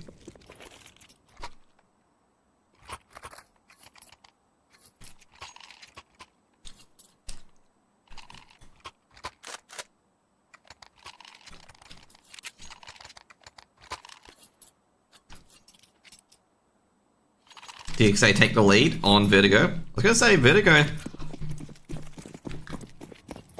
KZG, KZG were not, you know, we're not expecting Rocky to push like this. I think for an A take now, you're gonna be expecting, like, you know, people to use middle like that. Roffico, he's been caught. They're still alive though. Flashbang comes out, Mingovi has to go down, and Jinxie will take down Roffico with the Mac 10 from Catwalk. Rocky to coming in to rotate.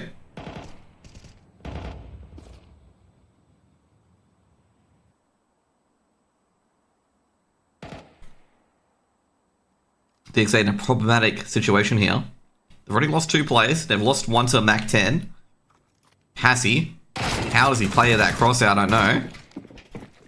Must have been an accidental cross out.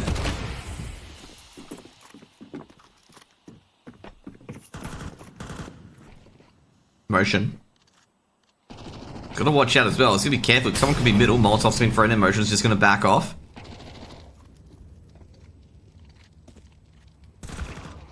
Samux gets an entry, takes down Rocky. Coming in from behind is Lucas.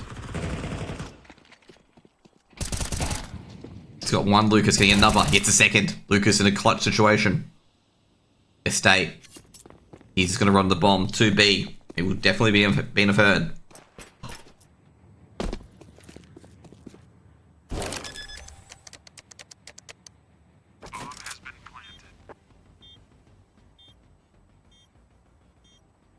State in a 1v1 situation at first box. Lucas is unsure of where State's going to be. He'll check generators. State peeks out of first box just as he fires.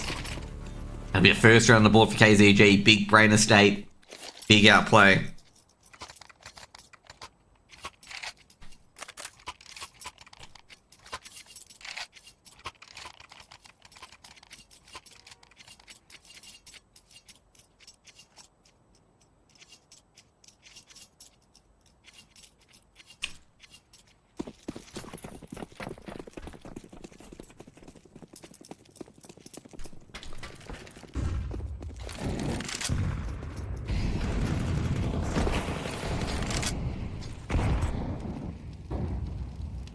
KZG winning a force buy.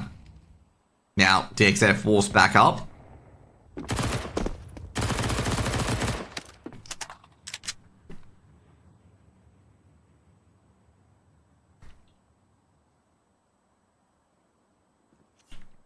Looks like no one's betting on the other team at the moment for the predictions.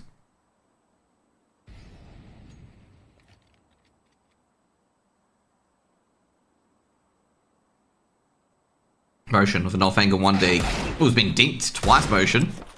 Before you've got a chance. He thought it was on a good angle.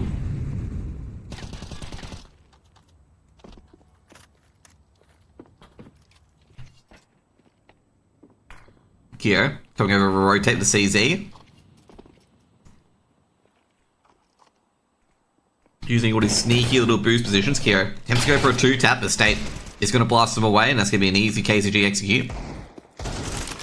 He's very easy KZG execute here. It's just up to Lucas now. Lucas got a 2K with the MP9. Trying it for a bit more. Oh, jeez. Stop the bomb. Jeez, Lucas going for an ace. Lucas doing a lot of damage there. Almost had the incredible. Almost created a miracle there. It's going to be the second round for KZG. Now it's a very, very hard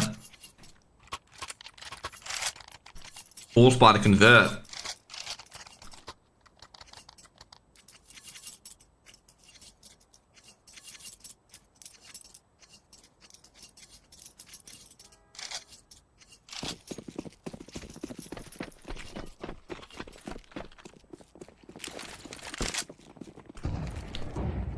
Sunlooks, he's hearing a rush. And Sunlooks is going to burn them all alive. Loses his gun. But does do a lot of damage. That's probably all he's happy about. Oh, Mingovi's caught. Been hit. Got to back off now. Been dinked.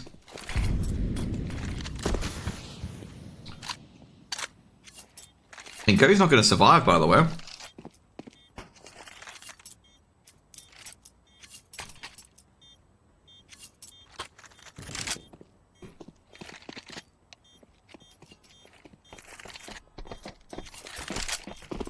Because Mingovi's going to have to exit. They'll take down Rocky. That means there's a chance that they'll both live. Looking for Jet Rothko. Rothko's got one. He has second. Doesn't. Mingovi. It's got all the maps. And Mingovi could go... No, it doesn't go down. Oh, no. Okay, never mind. He got the AK. I was going to say, don't tell me to chuck the AK off the edge. That would have been bad.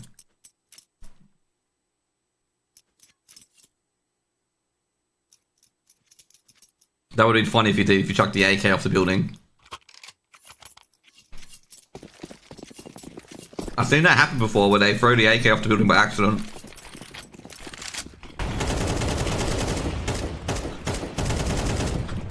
Mingovi spamming danger sign, doesn't do much damage, but HE does.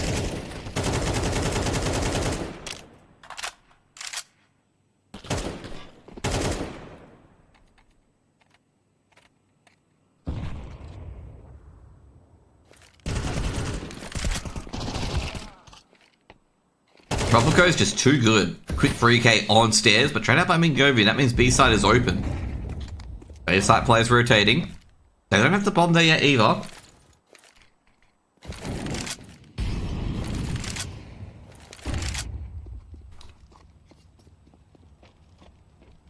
Just imagine the poor police officer who gets bonked in the head by a dropped AK, indeed. They haven't got the bomb planted yet, so DXA aren't moving in yet. Some looks, he peeks out, and he's been seen by Lucas and takes down Lucas in the end. Now makes it a 2v2.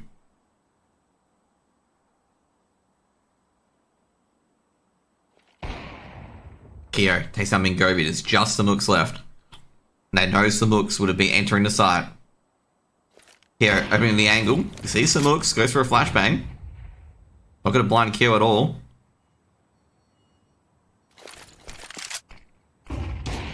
Those motions that drop, unable to do anything about it. Third round on the board for KZG as KZG take the lead. Tech pause coming in. Rocky's DC'd.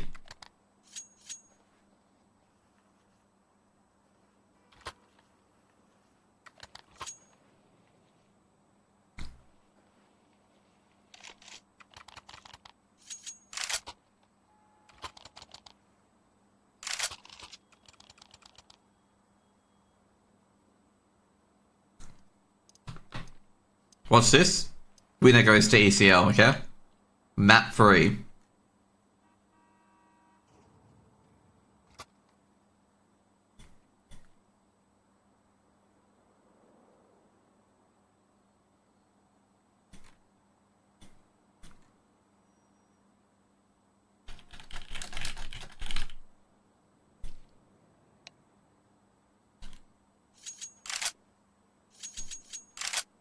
Don't tell me Cray has to sub in.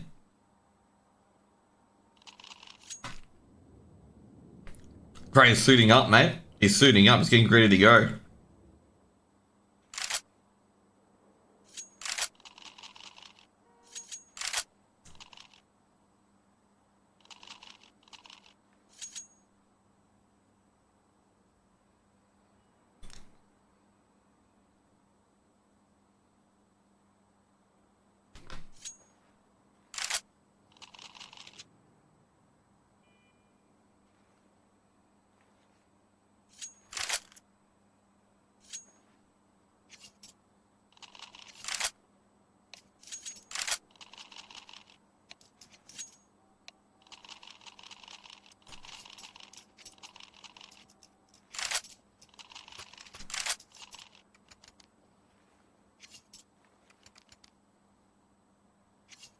Rocky's back in.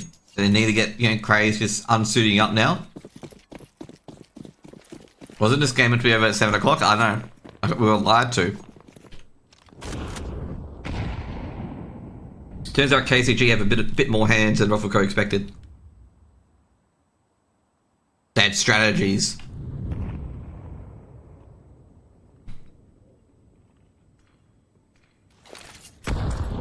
Tech9's coming in with a Jinxie Tech9. Rushing in. Going through middle. Jinxie, he saw Rocky's foot.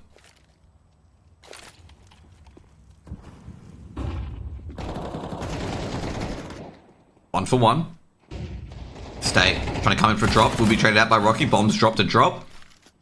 But Rocky's in a rock and a hard place. And Rock takes down Jinxie. Picks up an AK.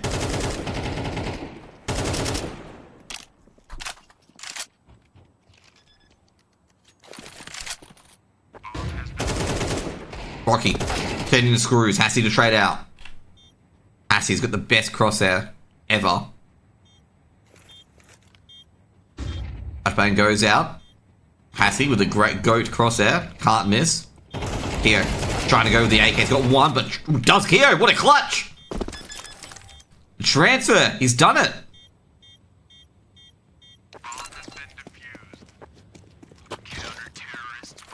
I didn't think he would get that. Given the fact he was out in the open. Took a lot of damage. And DXA have taken 3.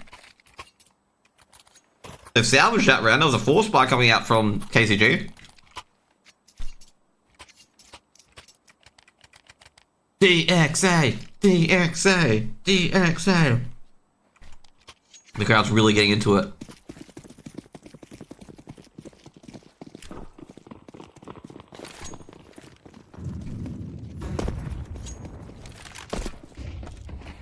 Yo, Rush coming up middle. Tech9's coming in. Rocky's got one. He was watching out. The other guy's overwhelming him, but Vertigo slides out from B stairs. Puts 4 on the board for DXA. DXA take the lead.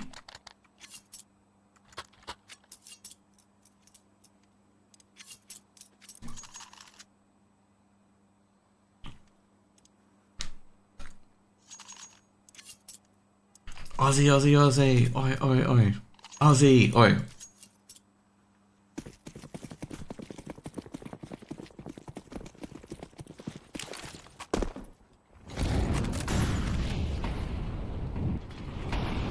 Lucas, new Vertigo, new plans. DXA and KZG, even Stevens.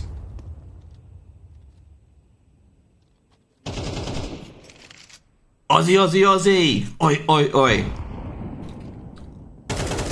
You guys had some funny ones in Melbourne by calling me a traitor when I said Aurora would win. And who was right? Aurora won, okay? Who was right? Me, okay? And then you guys called me a traitor when I said MIBR would win the grand final. Who was right? Me, okay? I, you know, do the you know, Phoenix right? Objection.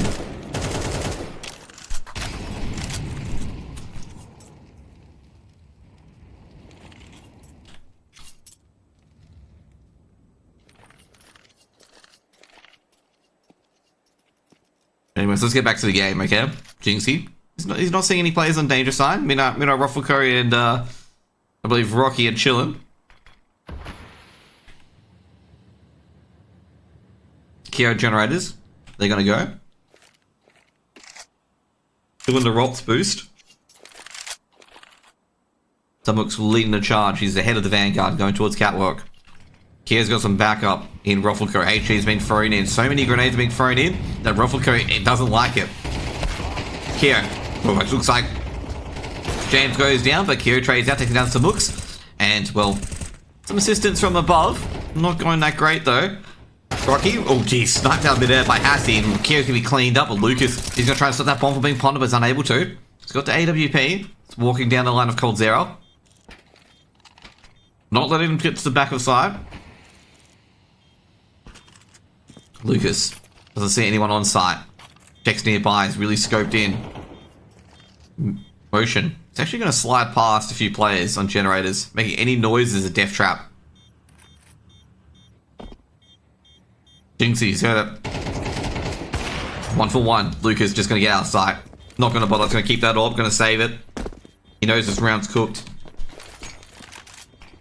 Mingovi coming in. Just doesn't care. Flashes. Who are they? He's going to get that orb. But he doesn't. Lucas keeps it. And he does a 580 no scope.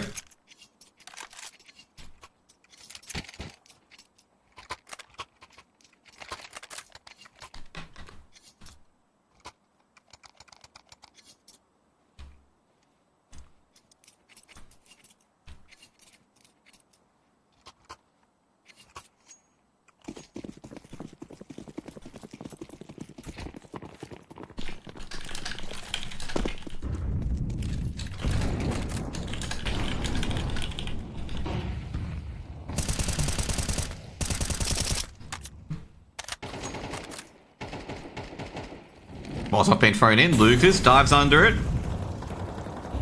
Ruffleco takes down Jinxie on the opposite end. Lucas will get one. Maybe get traded out. It does get traded out by Hassie. Our homie. With the best crosshair.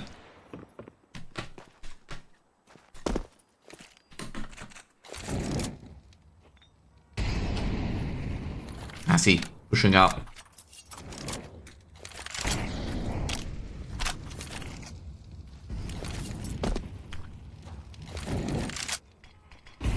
Smoke towards A connector. Counter smoke towards Secret. State just spamming the wall bangs, just hoping he hits anyone at this stage. We'll rotate towards A at this stage, given that Rufflecrow's got the B stairs, all secure.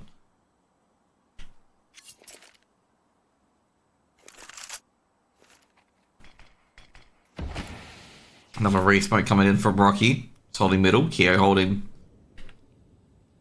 the ramp. And here we go. Execute coming in. Molotov towards Tetris. That's going to force out Rocky. Motion. Motion going to Hell instead. Going back towards Heaven. Hassie's not checking. Doesn't really matter anyway. 2 for 1 trade in the favor of DXA. Estate. Can't take down Motion, but Kyo flicks out from elevators. 5 on the board.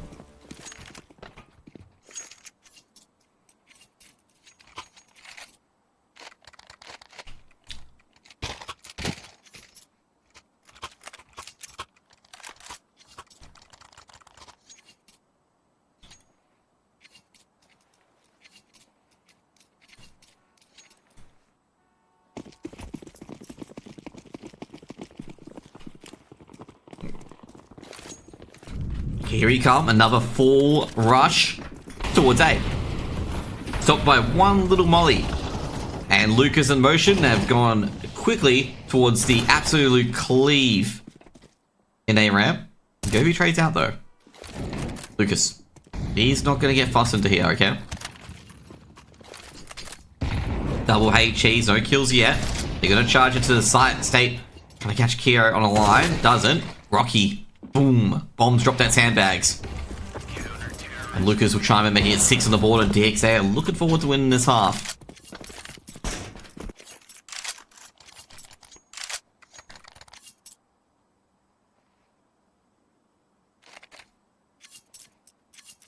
I think Wednesday was the day. Oh no, it was Tuesday. Tuesday was the day that, yeah. I've had interesting days through ECL on trying to cast games.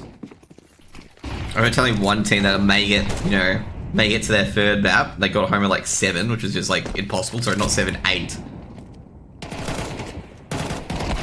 Match is over in 2 hours anyway, as Rob will go. He chimes in. He's going to throw up a smoke as well. Jinxie does trade out. Of course, going to be careful here. He can't die because Jinxie might think of entering A or B. And that's going to all but confirm they're going to enter B because the only player who can defend it is the drop player, which is Keo. Counter Molotov's been thrown in. It's going to at least say that one player's on site. Keo gets a freebie on Hassie, not traded. Can't be traded. Keo. Here's Sabooks. But doesn't get it. Should be an easy bomb plant here, but they don't know where Motion is. They're not checking behind them. Motion traded out by Sabooks. It'll be 5th round for KZG.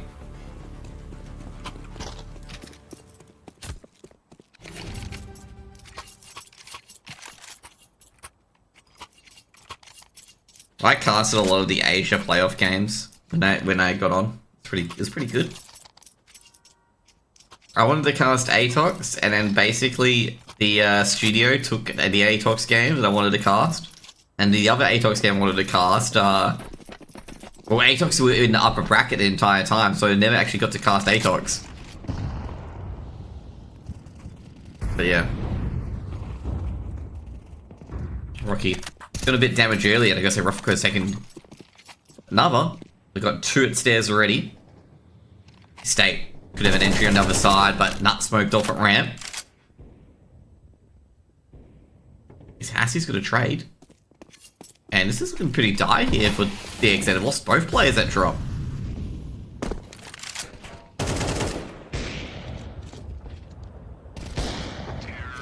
Okay.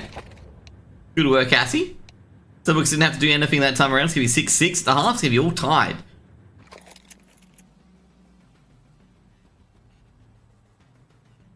Very interesting, I'm going to say. Going to check in on the other game.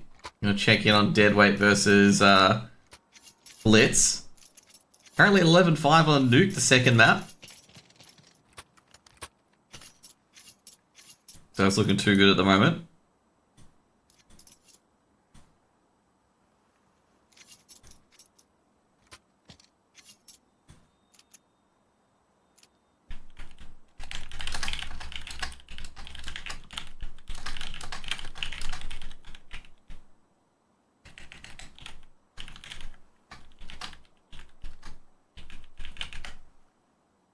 Give me a tech pause here. Not sure why does it give you a tech pause. Has anyone DC'd? That's the main thing here, okay?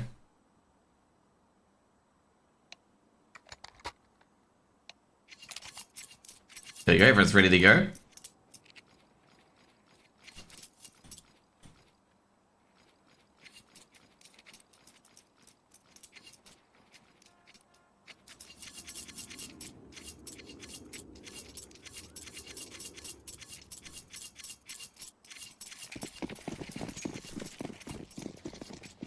Whoever loses, no, it's not decider. It's a promotion game. It's not a decider game.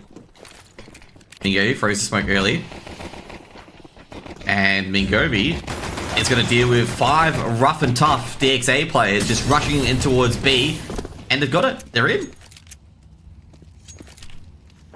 Jinxie's taking a lot of damage as well.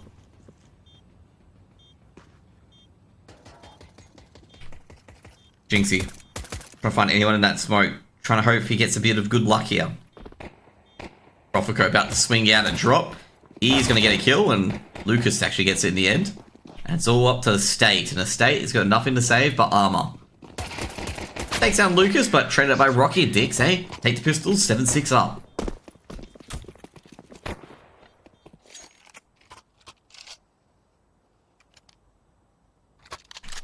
Basically, this is the upper bracket. The winner qualifies, and the loser will play decider tomorrow.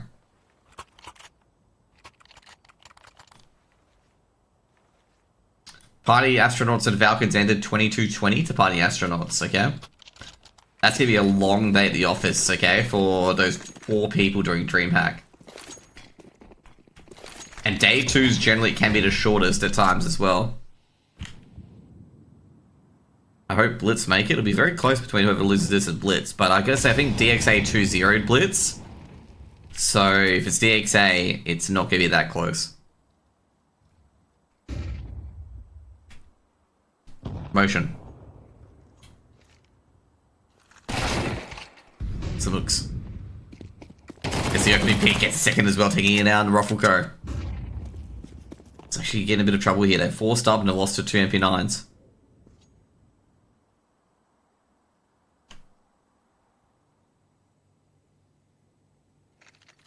You know Vertigo answer, you know, they choked on these nuts, okay? Typical Vertigo answer.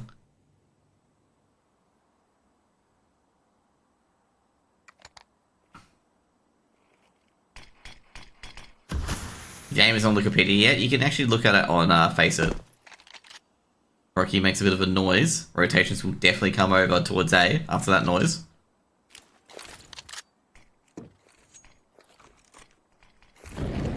Off towards Tetris. And go time is go. Now, Rocky trying to get that bomb planted. Gonna plant it at safe. We'll get the plant at least. Kyo does grab one. The flank's coming in. Jinxie coming to the flank. Kyo's not gonna know. Kyo taken down by the CZ. Could be a second hit the CZ, and Jinxie gets a tag.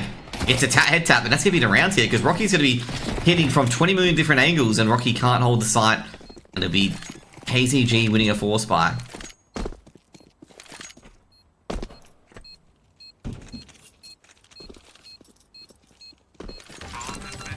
See, 1-1 between Deadweight and,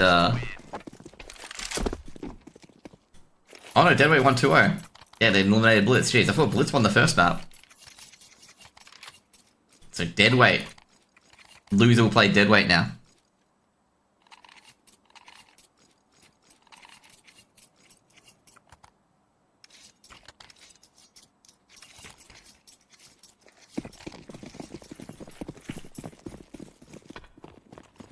So, Blitz eliminated. The first elimination has occurred.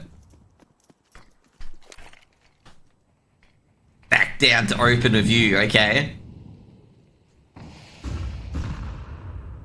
Rocky.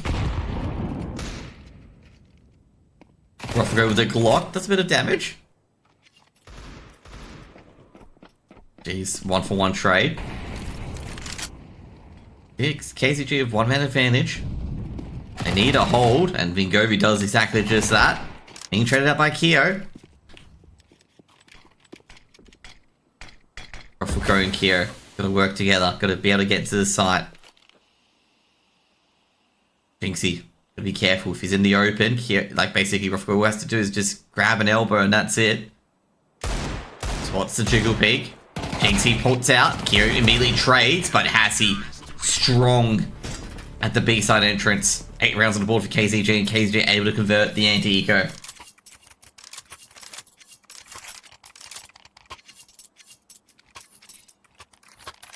A7, KZG, DXA getting very close now. Third map. They versed each other, by the way, in the ECL season. 1 map each. Tiebreak, I believe, went in KZG's favour. Hassie with the AWP. Kyo. DXA. DXA. Hearing the DXA in the background. Deep HE. Kyo could push this, but I don't think he will want to. Hassie, is he ready? He is ready. Oh, Passy. Flash in his face. Meanwhile, this is a fake out. Rotation's coming through by Jinxie.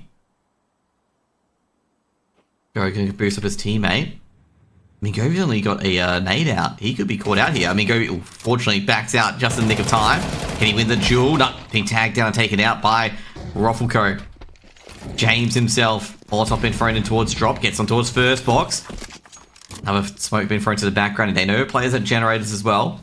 Bomb will be planted at default. Luke is actually going a bit forward. Maybe want to plant the bomb here. That's the bomb planted at least. Late flank, well actually not late flank, so Lurk's coming in to try and hold the side. Lucas gonna take away from that flash, gonna grab one at least. Lucas is all lined up for him, and Lucas got 3, and it's all up to Samux. And Samux taken down by Rocky, and it'll be 8-8, and they tie it up again. DXA just won't surrender.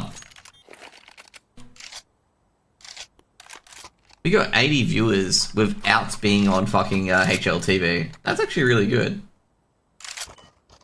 80 viewers without being on HLTV. You know, it's good to see in chat, Terry. I'm glad to see that Terry's finally woken up after watching that Hololive concert. Okay, we're getting very worried about Terry. Okay, because you know, Terry hasn't been seen since he was sleeping on Banana's shoulder at that Hololive concert at DreamHack. Okay, hasn't been seen, but good to see he's back. He's in chat. Okay, he's lurking. Or maybe he's just mobile phone, you know, he's just sleep texting and accidentally click Twitch instead. Maybe. Or maybe it's a fake Terry, okay? Like Terry with an extra R or something like that. Rocky gets to the open up. Jinxie should be able to trade out. What are you yapping about, Josh? I'm yapping about everything, Neo. Don't antagonize me, okay? I don't know, but I saw Terry in chat, okay? He's awake. He's out of that Hololive concert.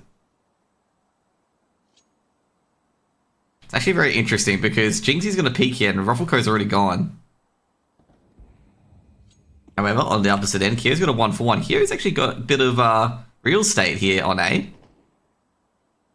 And Ruffleco's just, I don't know, like, they're not having a good time, KZG, at the moment.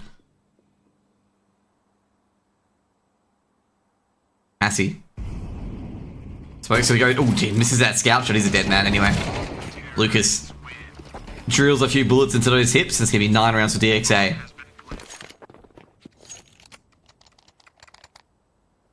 This new Vertigo is catching a lot of people off guard. Not gonna lie, like, this new spot is catching people off guard. This spot's catching people off guard. You know, you can hold that angle to hold like this.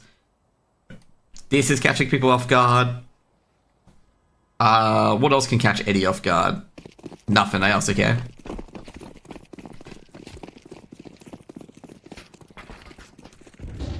Just in case Eddie doesn't know.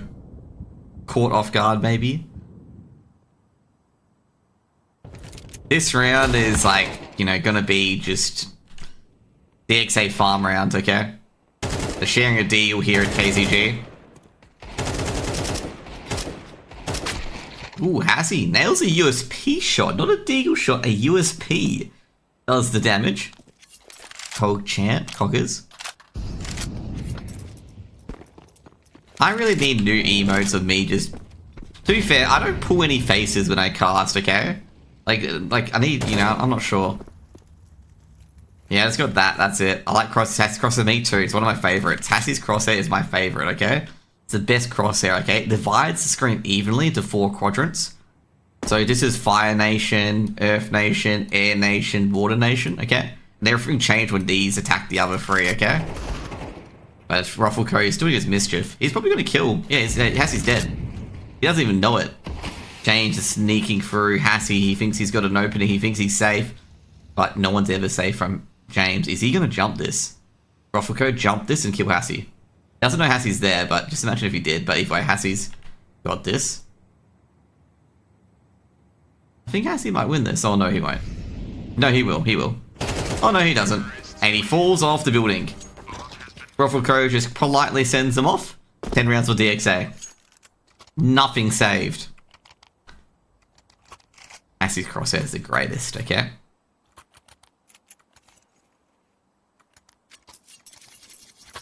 What do we do here? So, up, down, right. This is Hassie's, you know, Hassie's stream. Time for bed after this one? No bed. Here, move to AWP. Being on top of danger sign. It's gonna be a tough one to play. Ruffleco's expecting it actually. And Ruffleco wins that duel. Almost traded out. Kiro trying to follow up. He's losing a bit here. They've lost the 2 middle players as well. Jinxie's caught from behind and Jinxie will go down. Trying to throw out his Estate. Estate's got 1. Hassie's taking down Motion as well in the lurk. And Lucas is hearing this. So Lucas knows that Hassie's nearby. Hassie's going to be a bit careful because he's moving and it's going to be a 2v1. And Estate's got the advantage here because Estate has the most HP. Lucas hasn't moved. Doesn't want to move a muscle.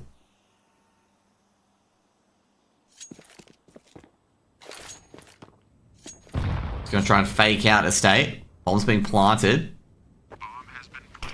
Oh jeez, I think Estate's been seen by Ruffleco maybe. Ruffleco's got the AWP. Bomb's ticking away. Ruffleco looking down. Estate doesn't check sandbags. Should spot Ruffleco's back pocket shortly. Yeah, he does. Easy. He's gonna knife him. There we go. 1 goes down. That's all up to Lucas. Smoke's gonna go for the kit, defuse, but Estate. Ooh, it's gonna be very risky. Lucas getting a bit of damage, and Lucas finishes him off, puts 11 on the board for DXA. Only about 4 seconds to go before that round would have been a defuse. Big win for KZG, but it was never meant to be. 11 for DXA, and DXA are starting to get away.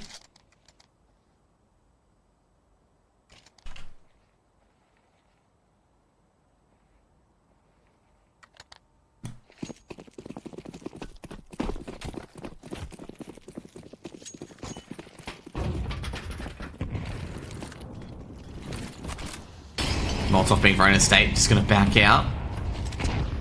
Of HE's been thrown in. KZG just need just a couple of solid CT rounds. DXA, they can slot for a round here against these MP9s and M4 force up. 4 ECL points. Jinxie.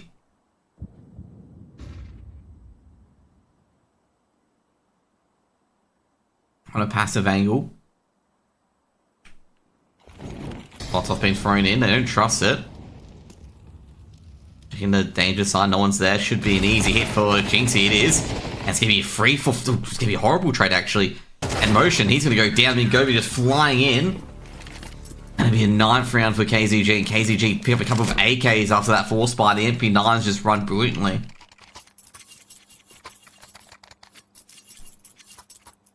Just happening everywhere.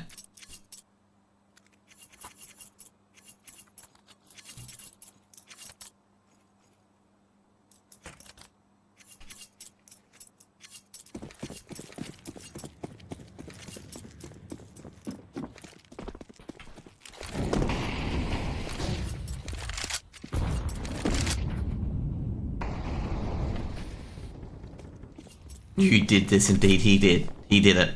He made them choke. He is the bad guy. Lucas. Going through the smoke. Lucas actually already pushed 1 smoke. Estate, is he aware of this? Yeah, he is. I suppose so. 9-11. Our player on sandbag's going to hear it. Motion's being caught. Motion will go down. Estate's just waiting for Lucas. It feels like someone's in the top, so he'll be right about this. Lucas starting to make a bit of a play. Can take down Estate. Estate just waddling it backwards a bit, and Estate was ready for it. Meanwhile, oh geez, Ruffleco doesn't see Jinxie. And that is going to be potentially round over already.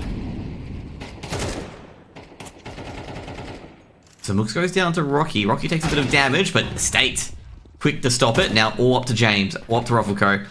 Doesn't know that to play it behind. At back of sight, and it'll be a 10th round on the board for KZG. And DXA are broken. So it's going to be tied up at 11-11. Should be tied up at 11-11. They say.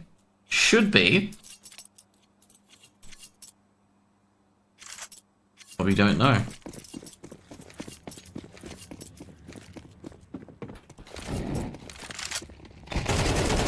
Mingobi tagged up heavily. They're rushing in with these Tech 9s. Half by coming in motion. He won't stop. Flash is coming in, but Jinxie is held from default. Massive hold. Another flashbang coming in. Rocky been spotted. Takes a lot of damage, and they would have heard that as well. They check the other side, wrong side, but Samux cleans up Catwalk at 11-11.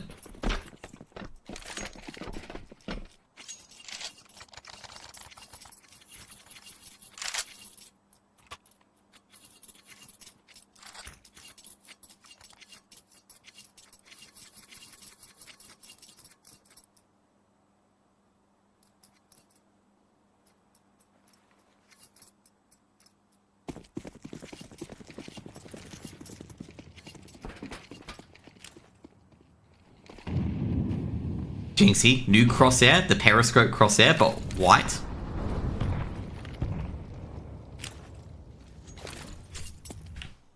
GHG is being thrown in. Mingobi on the stairs. Kyo at the top of these smokes.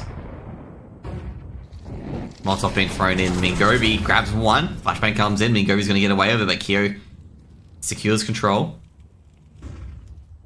Not sure where Mingobi's gone back to. Double flash, so Mingobi can re-peek.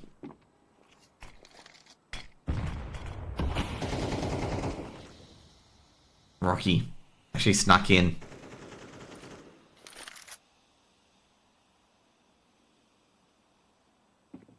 So Mingobi move now. Mingobi goes down to Rocky, who's just ready and waiting. Traded out by Jinxie. Lucas is actually one middle. No rotations towards middle yet. Jinxie's on an island.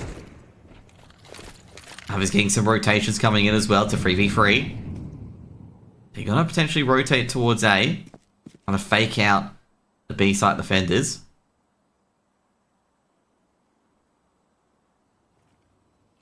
Jinxie, I guess some extra info. Trying to help his team retain that advantage. Taking down Kyo, it's a big frag. Jinxie's come up big during this as well. Jinxie might get a second, traded out by Lucas. Emotion loses the jewel, even all up to Lucas now. Lucas takes down the state, but traded by Hassie, and it's going to be one ECL point for KZG.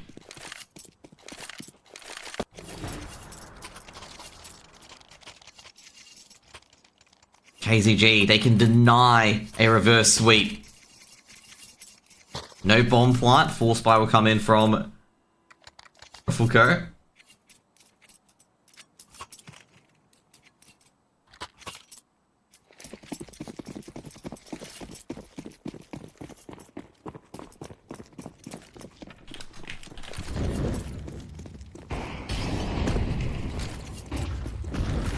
A lot of utility being thrown out early. Trying to take down the DXA players before they can even get a start. Assy, can he get the first? Nah, Lucas gets it when he needs it. But the AWP is... Samuk's actually got the kill. That missed shot from Estate. And Gobi from behind. Might get another, but Ruffleco's going to basically trade him out the Tech 9. He's got a rifle with him as well. Another 3v3.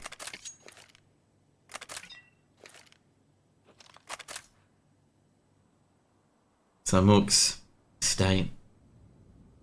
Can they hold this?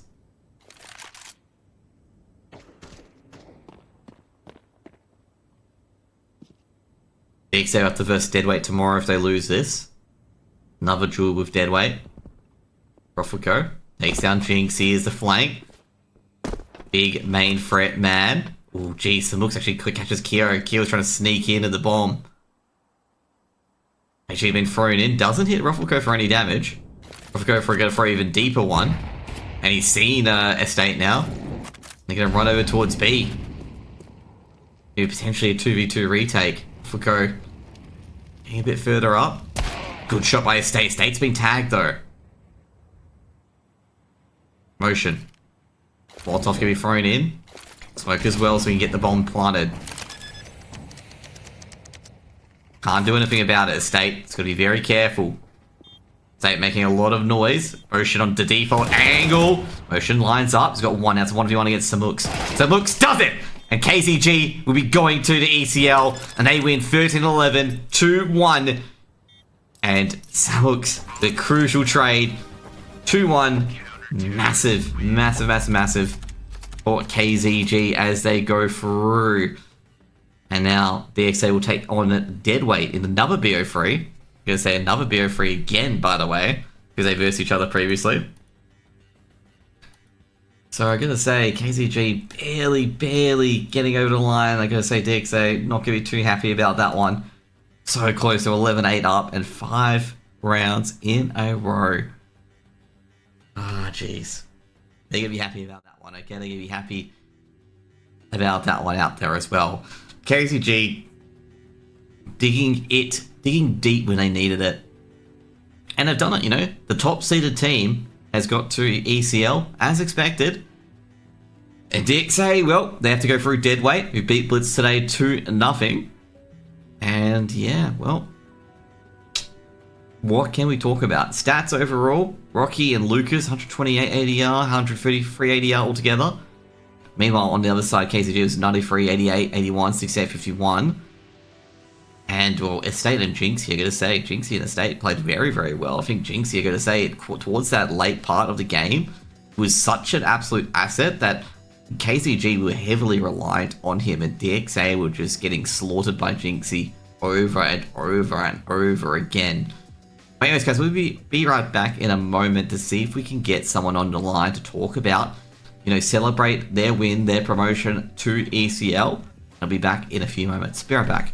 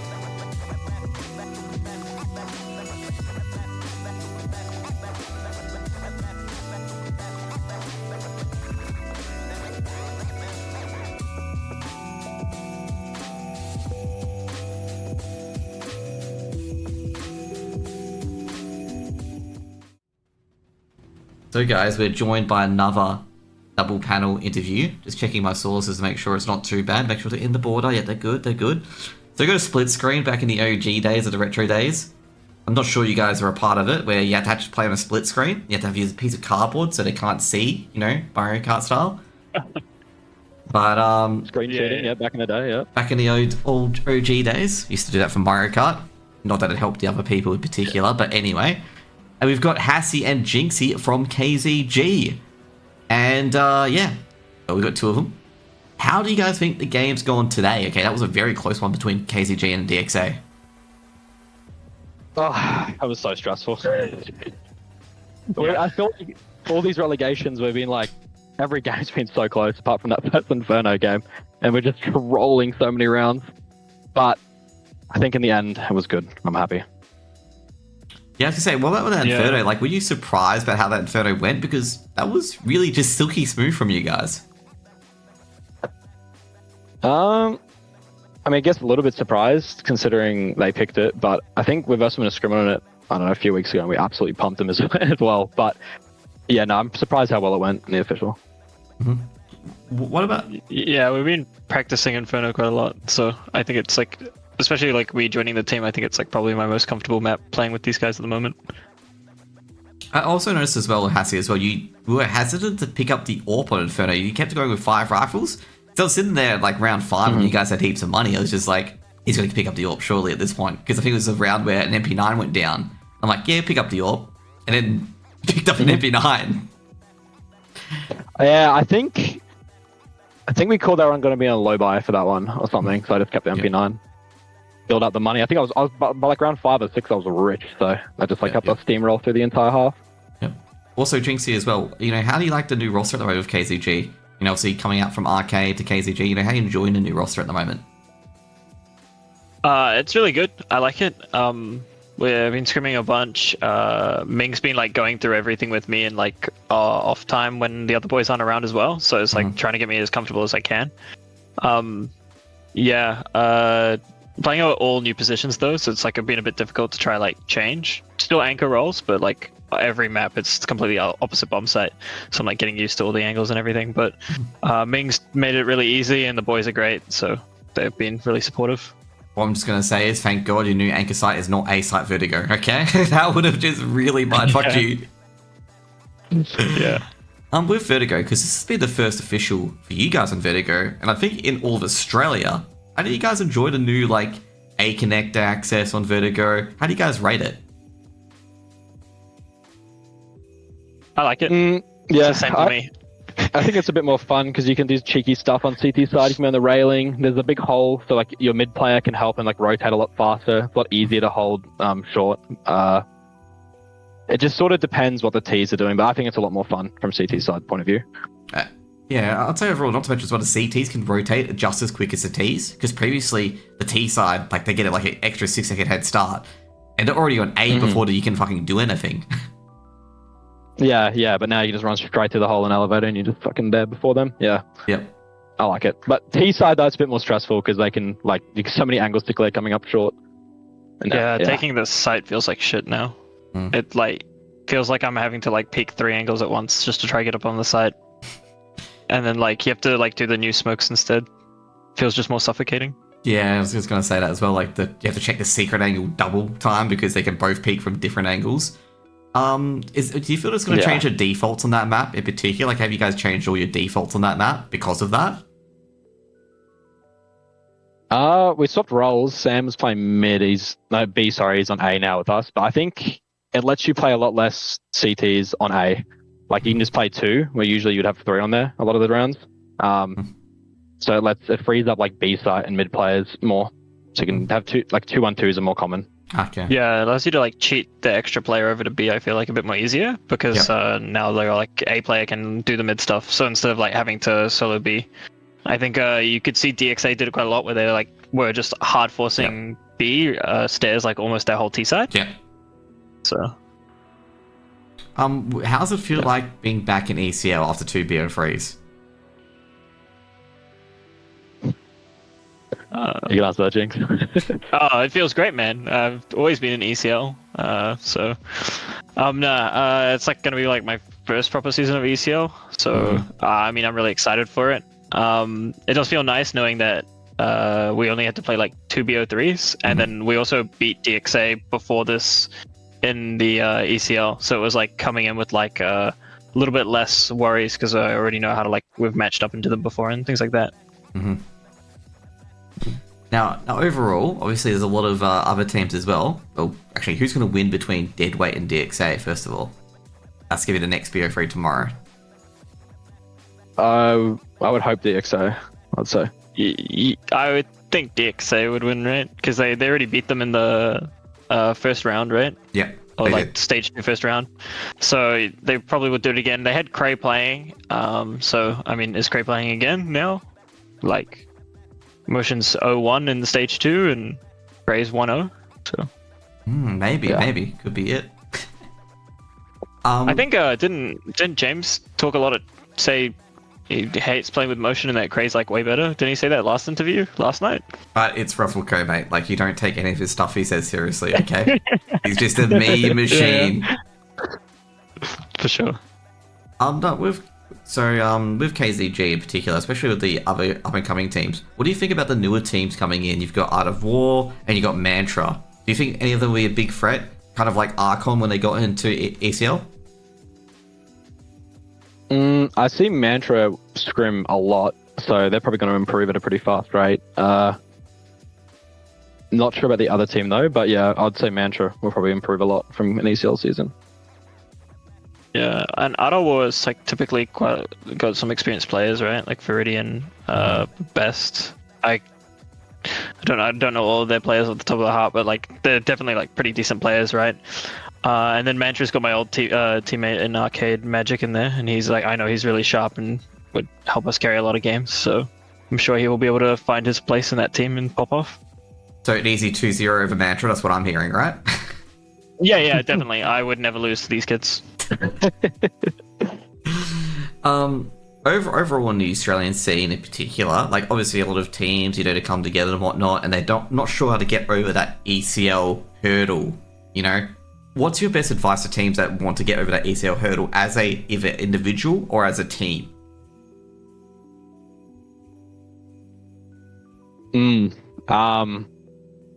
Probably just play a lot. Build maybe don't switch rosters too much. Just build a solid team of people that are like-minded and just want to play together and enjoy playing with the people you play with as well. And just, I guess, scrim and practice. Do what I did and jump ship to a team that's in ECL. That's the best way to get in. So we've got the, I'm trying to think of the meme option. We've got the Monacy option, just jump to a good team after being really good. And then we've got the work hard to get there, okay? I don't know what option that is. No, but the Mongols. Mongols did work their way up, actually. That's actually a good example.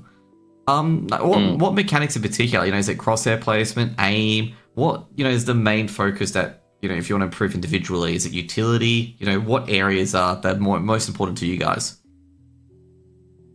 Crosshair placement, for sure. It makes it so much better. If you got good crosshair placement, you get awful aim. As long as you come around the corner with your crosshair in the right spot, you're always good for one. It's probably the most important thing. And then knowing a good amount of util, depending on what role you're playing, is obviously helpful as well. But I'd say crosshair placement is by far the most important thing. I would have to say movement. I think if you have like average aim, but your movements are really good, the kills will come way easier. You'll see that a lot of people when they miss shots, it's not even because their crosshairs not on them. It's just because they just haven't stopped moving properly or things like that, and they getting stuck on something or bouncing off walls or falling down when the person goes to peek them. Movement is very underrated, but you'll see the pro players they don't, whenever they move, it's all calculated. They never make a misstep and things like that. Mm-hmm. Especially in CS2 with the jiggling being so OP. You just jiggle angles out and peek them really awkwardly. It just destroys people. So is it movement as in obviously counter strafing and whatnot to make sure that you know where your aim control is, basically? Yeah. I think bunny hopping and things like that, although it's cool and fun and can be advantageous when you're rotating, I don't think it's that kind of movement is the movement that will make you go from being an average player to the next level. The next level stuff is when you're just counter strafing is perfect. 100% counter strafing. It's you're gonna get so many more kills. Yeah. What do you guys think about the MP9 as a weapon? Okay, because a lot of people have been saying it's being OP and stuff like that as well. What do you guys think about it? You guys think it's OP or nah? I think people are just complaining too much. I don't think it's that OP. It's very, at least for me, it's so 50-50. Sometimes you can just run and gun and just double dink 3 people at medium range, and then other days you're point blank and you just spray a whole mag and just nothing hits. I think it's fine where it is. If you change it, people just start using UMP MP7, which are kind of just busted as well. Mm-hmm. So I think not really. I think it's strong, but I think it's only strong because the other options are really weak around it, and there's nothing else around in its price range that kind of does the same job. CZ coming back up with the kill can kind of do it, but it just doesn't have the mag or the fire rate that the MP9 does. Yep. MP9 is just strong almost as having an AK or, well, not an AK, but an M4, the double dink to the head real close range. Yep. I pick it up quite a lot so I can get extra utility, set teammates up and block and whatnot. Actually, I'm going to say overall with Hassie, how's the AWP going so far? Because you played pretty well today. You got some really clean shots, some really clean trades as well, because that's hard to do with a big green. Now, how's it feel now compared to ESL Challenger Melbourne? So I asked you this question as well. More comfortable on it. Yeah. I'm a bit more comfortable on the AWP now. It's kind of easy. It is a lot harder in CS2 to hold angles, so you have to hold them so wide, but yeah, I think I'm definitely coming into the role and becoming better at AWPing every day. And the crosshair, because you have a interesting crosshair, okay? Because now that's my nade crosshair. It's broken. So if you join GoTV when I've pressed my bind to have my big crosshair, it's just got the big crosshair all game. So yeah, it just ruins the stream. My bad. We're gonna compliment it. We were saying it was perfect. It's got one of those surveys where they place you're left of politics and you're authoritarian. Okay, it was just perfect to just place it on there. Okay. It's like your scope 24/7, bro. You got the lines the whole time. Yeah, I've always scoped up with the AWP. Even on my 5.7, yeah. So why don't you have the periscope angle? Okay, the -1, the +1. So I know Jinxie has it. Jinxie has a cool color as well. White periscope angle for his nades. Why not get that instead? I've just always used it. I don't mess with that new thing. You have to hold the nade out for so long as well. You stand there for like 5 seconds before it pops up. Oh, I didn't know that. So just be fun. It's not actually 5 seconds, but it's a few seconds. You can change it for each grenade and things like that and play around with it. I have it off on like HEs, but like for smokes and flashes, I have it pop up after a couple seconds. So what do you use that for in particular? Like, is it to line up the gradient or in particular, or does, certain parts of the texture line up with like this brown part of the ramp matches up with -1. Once it's there, I can throw to smoke easy, or? I only ever really use it on Inferno when I'm trying to set up flashes. Okay. Nana. There's like a couple like really good half-wall flashes that if you want to like get it perfect so it like blinds the corner and also the sandbags player, you need to have it like pretty much pixel perfect. Yeah. And I use like the -1 at the top to like line it up on one of the buildings on the side. Okay. I just use it for like line it up horizontally with this tip of a balcony or just random stuff like that. Don't really line it up with patches or anything. Just geometry of buildings. Okay. The moto smoke is very helpful with it. Yeah. Especially now that the art's gone. Top mid. Yeah. Actually, I was actually wondering as well with Tito, because obviously Tito's very active in the scene. He actually helped me out today as well. How does Tito treat you guys in particularly? Okay, like, treat you incredibly well. What's his role in the team? He does a lot of management stuff, so like telling us about tournaments, making like spreadsheets and stuff to like for our availabilities and stuff like that. Perhaps tries to get us a Monster sponsorship. That's about it. Every day, yeah. He just helps. If we like want something or want him to look at something, he'll just do it for us. So yeah, sounds pretty good. Helpful with that. Yeah, sounds like a really good team manager, to be honest. So what do you guys think you guys will do next? He might be better than Jason. Ooh. Jason's going to get smoked. He might be. I don't know. Jason just had his headset off at the time. Didn't hear that at all. He's got the headset back on. He heard that Jinxie said he was the best team manager ever. Okay, that's right, Jinxie. That's exactly what you said. Yeah. But also, how do you guys think you're going to do next season at ECL? Like, are you guys going to play 7th again or playoffs? Making the playoffs, I'll be happy. We played pretty bad this season. We had the pain leaving the team. We went through a few different players as well, which cost us a few games. But yeah, hopefully we can do better. Making the playoffs I'll be happy with that. Mm-hmm. Yeah, playoffs is definitely the goal. I think if we can get playoffs, then it helps cement us as players within the Oceanic region as well, right? So, and then maybe we can actually try and get some decent scrims most of the time. Last question. Who's your biggest rival getting into the playoffs? Who would be your biggest threat? Would it be Vantage, Mindfreak, DXA, Arcade? Obviously, they're in there as well. I don't really feel this way, but I guess people would probably feel this way. Probably Mindfreak. Because they got pain in it. I don't personally feel that way, but that'd probably be the team that we'll have the biggest problems against. Is it for counter-stratting, or is it because he's just too damn good?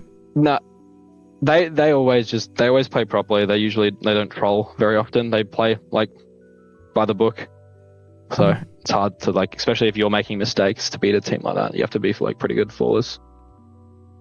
And your thoughts, Hassie? Yeah, always. Sorry for Jinxie. Jeez, I'm terrible at this. They said you flawless. So good. So what was it? So first was FlyQuest, then Rooster, then BNK, then Vantage, then Mindfreak. So probably Vantage and Mindfreak are going to be the teams that are going to stop us on the way. I think the only like the biggest also danger would be like obviously if it's going to be the same BO2 as last season, like losing a map to arcade or things like that can definitely like hurt your chances of making it. So you definitely got to like watch out for those teams. Like you can't just be like, oh, we beat DXA in the relegations, so this game doesn't need to, like, don't worry about it. And then let's say if they do beat Deadweight, or I believe it's Deadweight that they're playing, and make it in next season, just like you can't. We've got to like make sure we show up to all the games pretty much. Yeah, you know, even if we can like take a game off Rooster, we almost did on Vertigo, I believe, when I first joined. Yeah. So if we can take like a map off one of those big teams, it like really puts a good chance on you making that playoff spot.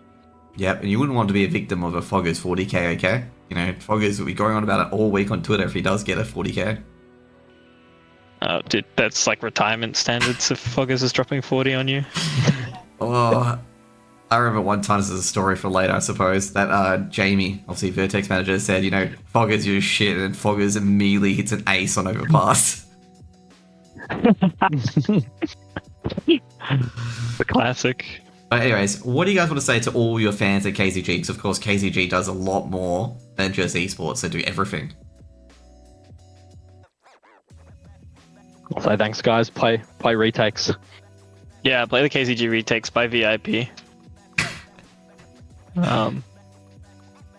Anything else?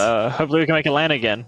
I don't know. I mean, like, we're just gonna show up and do our job, right? And play well, and then the fans can call us trash or call us good or hype us up or whatever they want, as long as they watch and enjoy. Anyways, guys, that's gonna be it for today. Hope you guys enjoy it, and you know, thanks for coming on, Jinxie and Hassie. Really appreciate it for you guys to come on. Obviously, as with all these interviews, they'll be available on YouTube in about a few moments. And yeah, hope you guys had a great time on ECL today, and see you guys later. Peace out. Bye.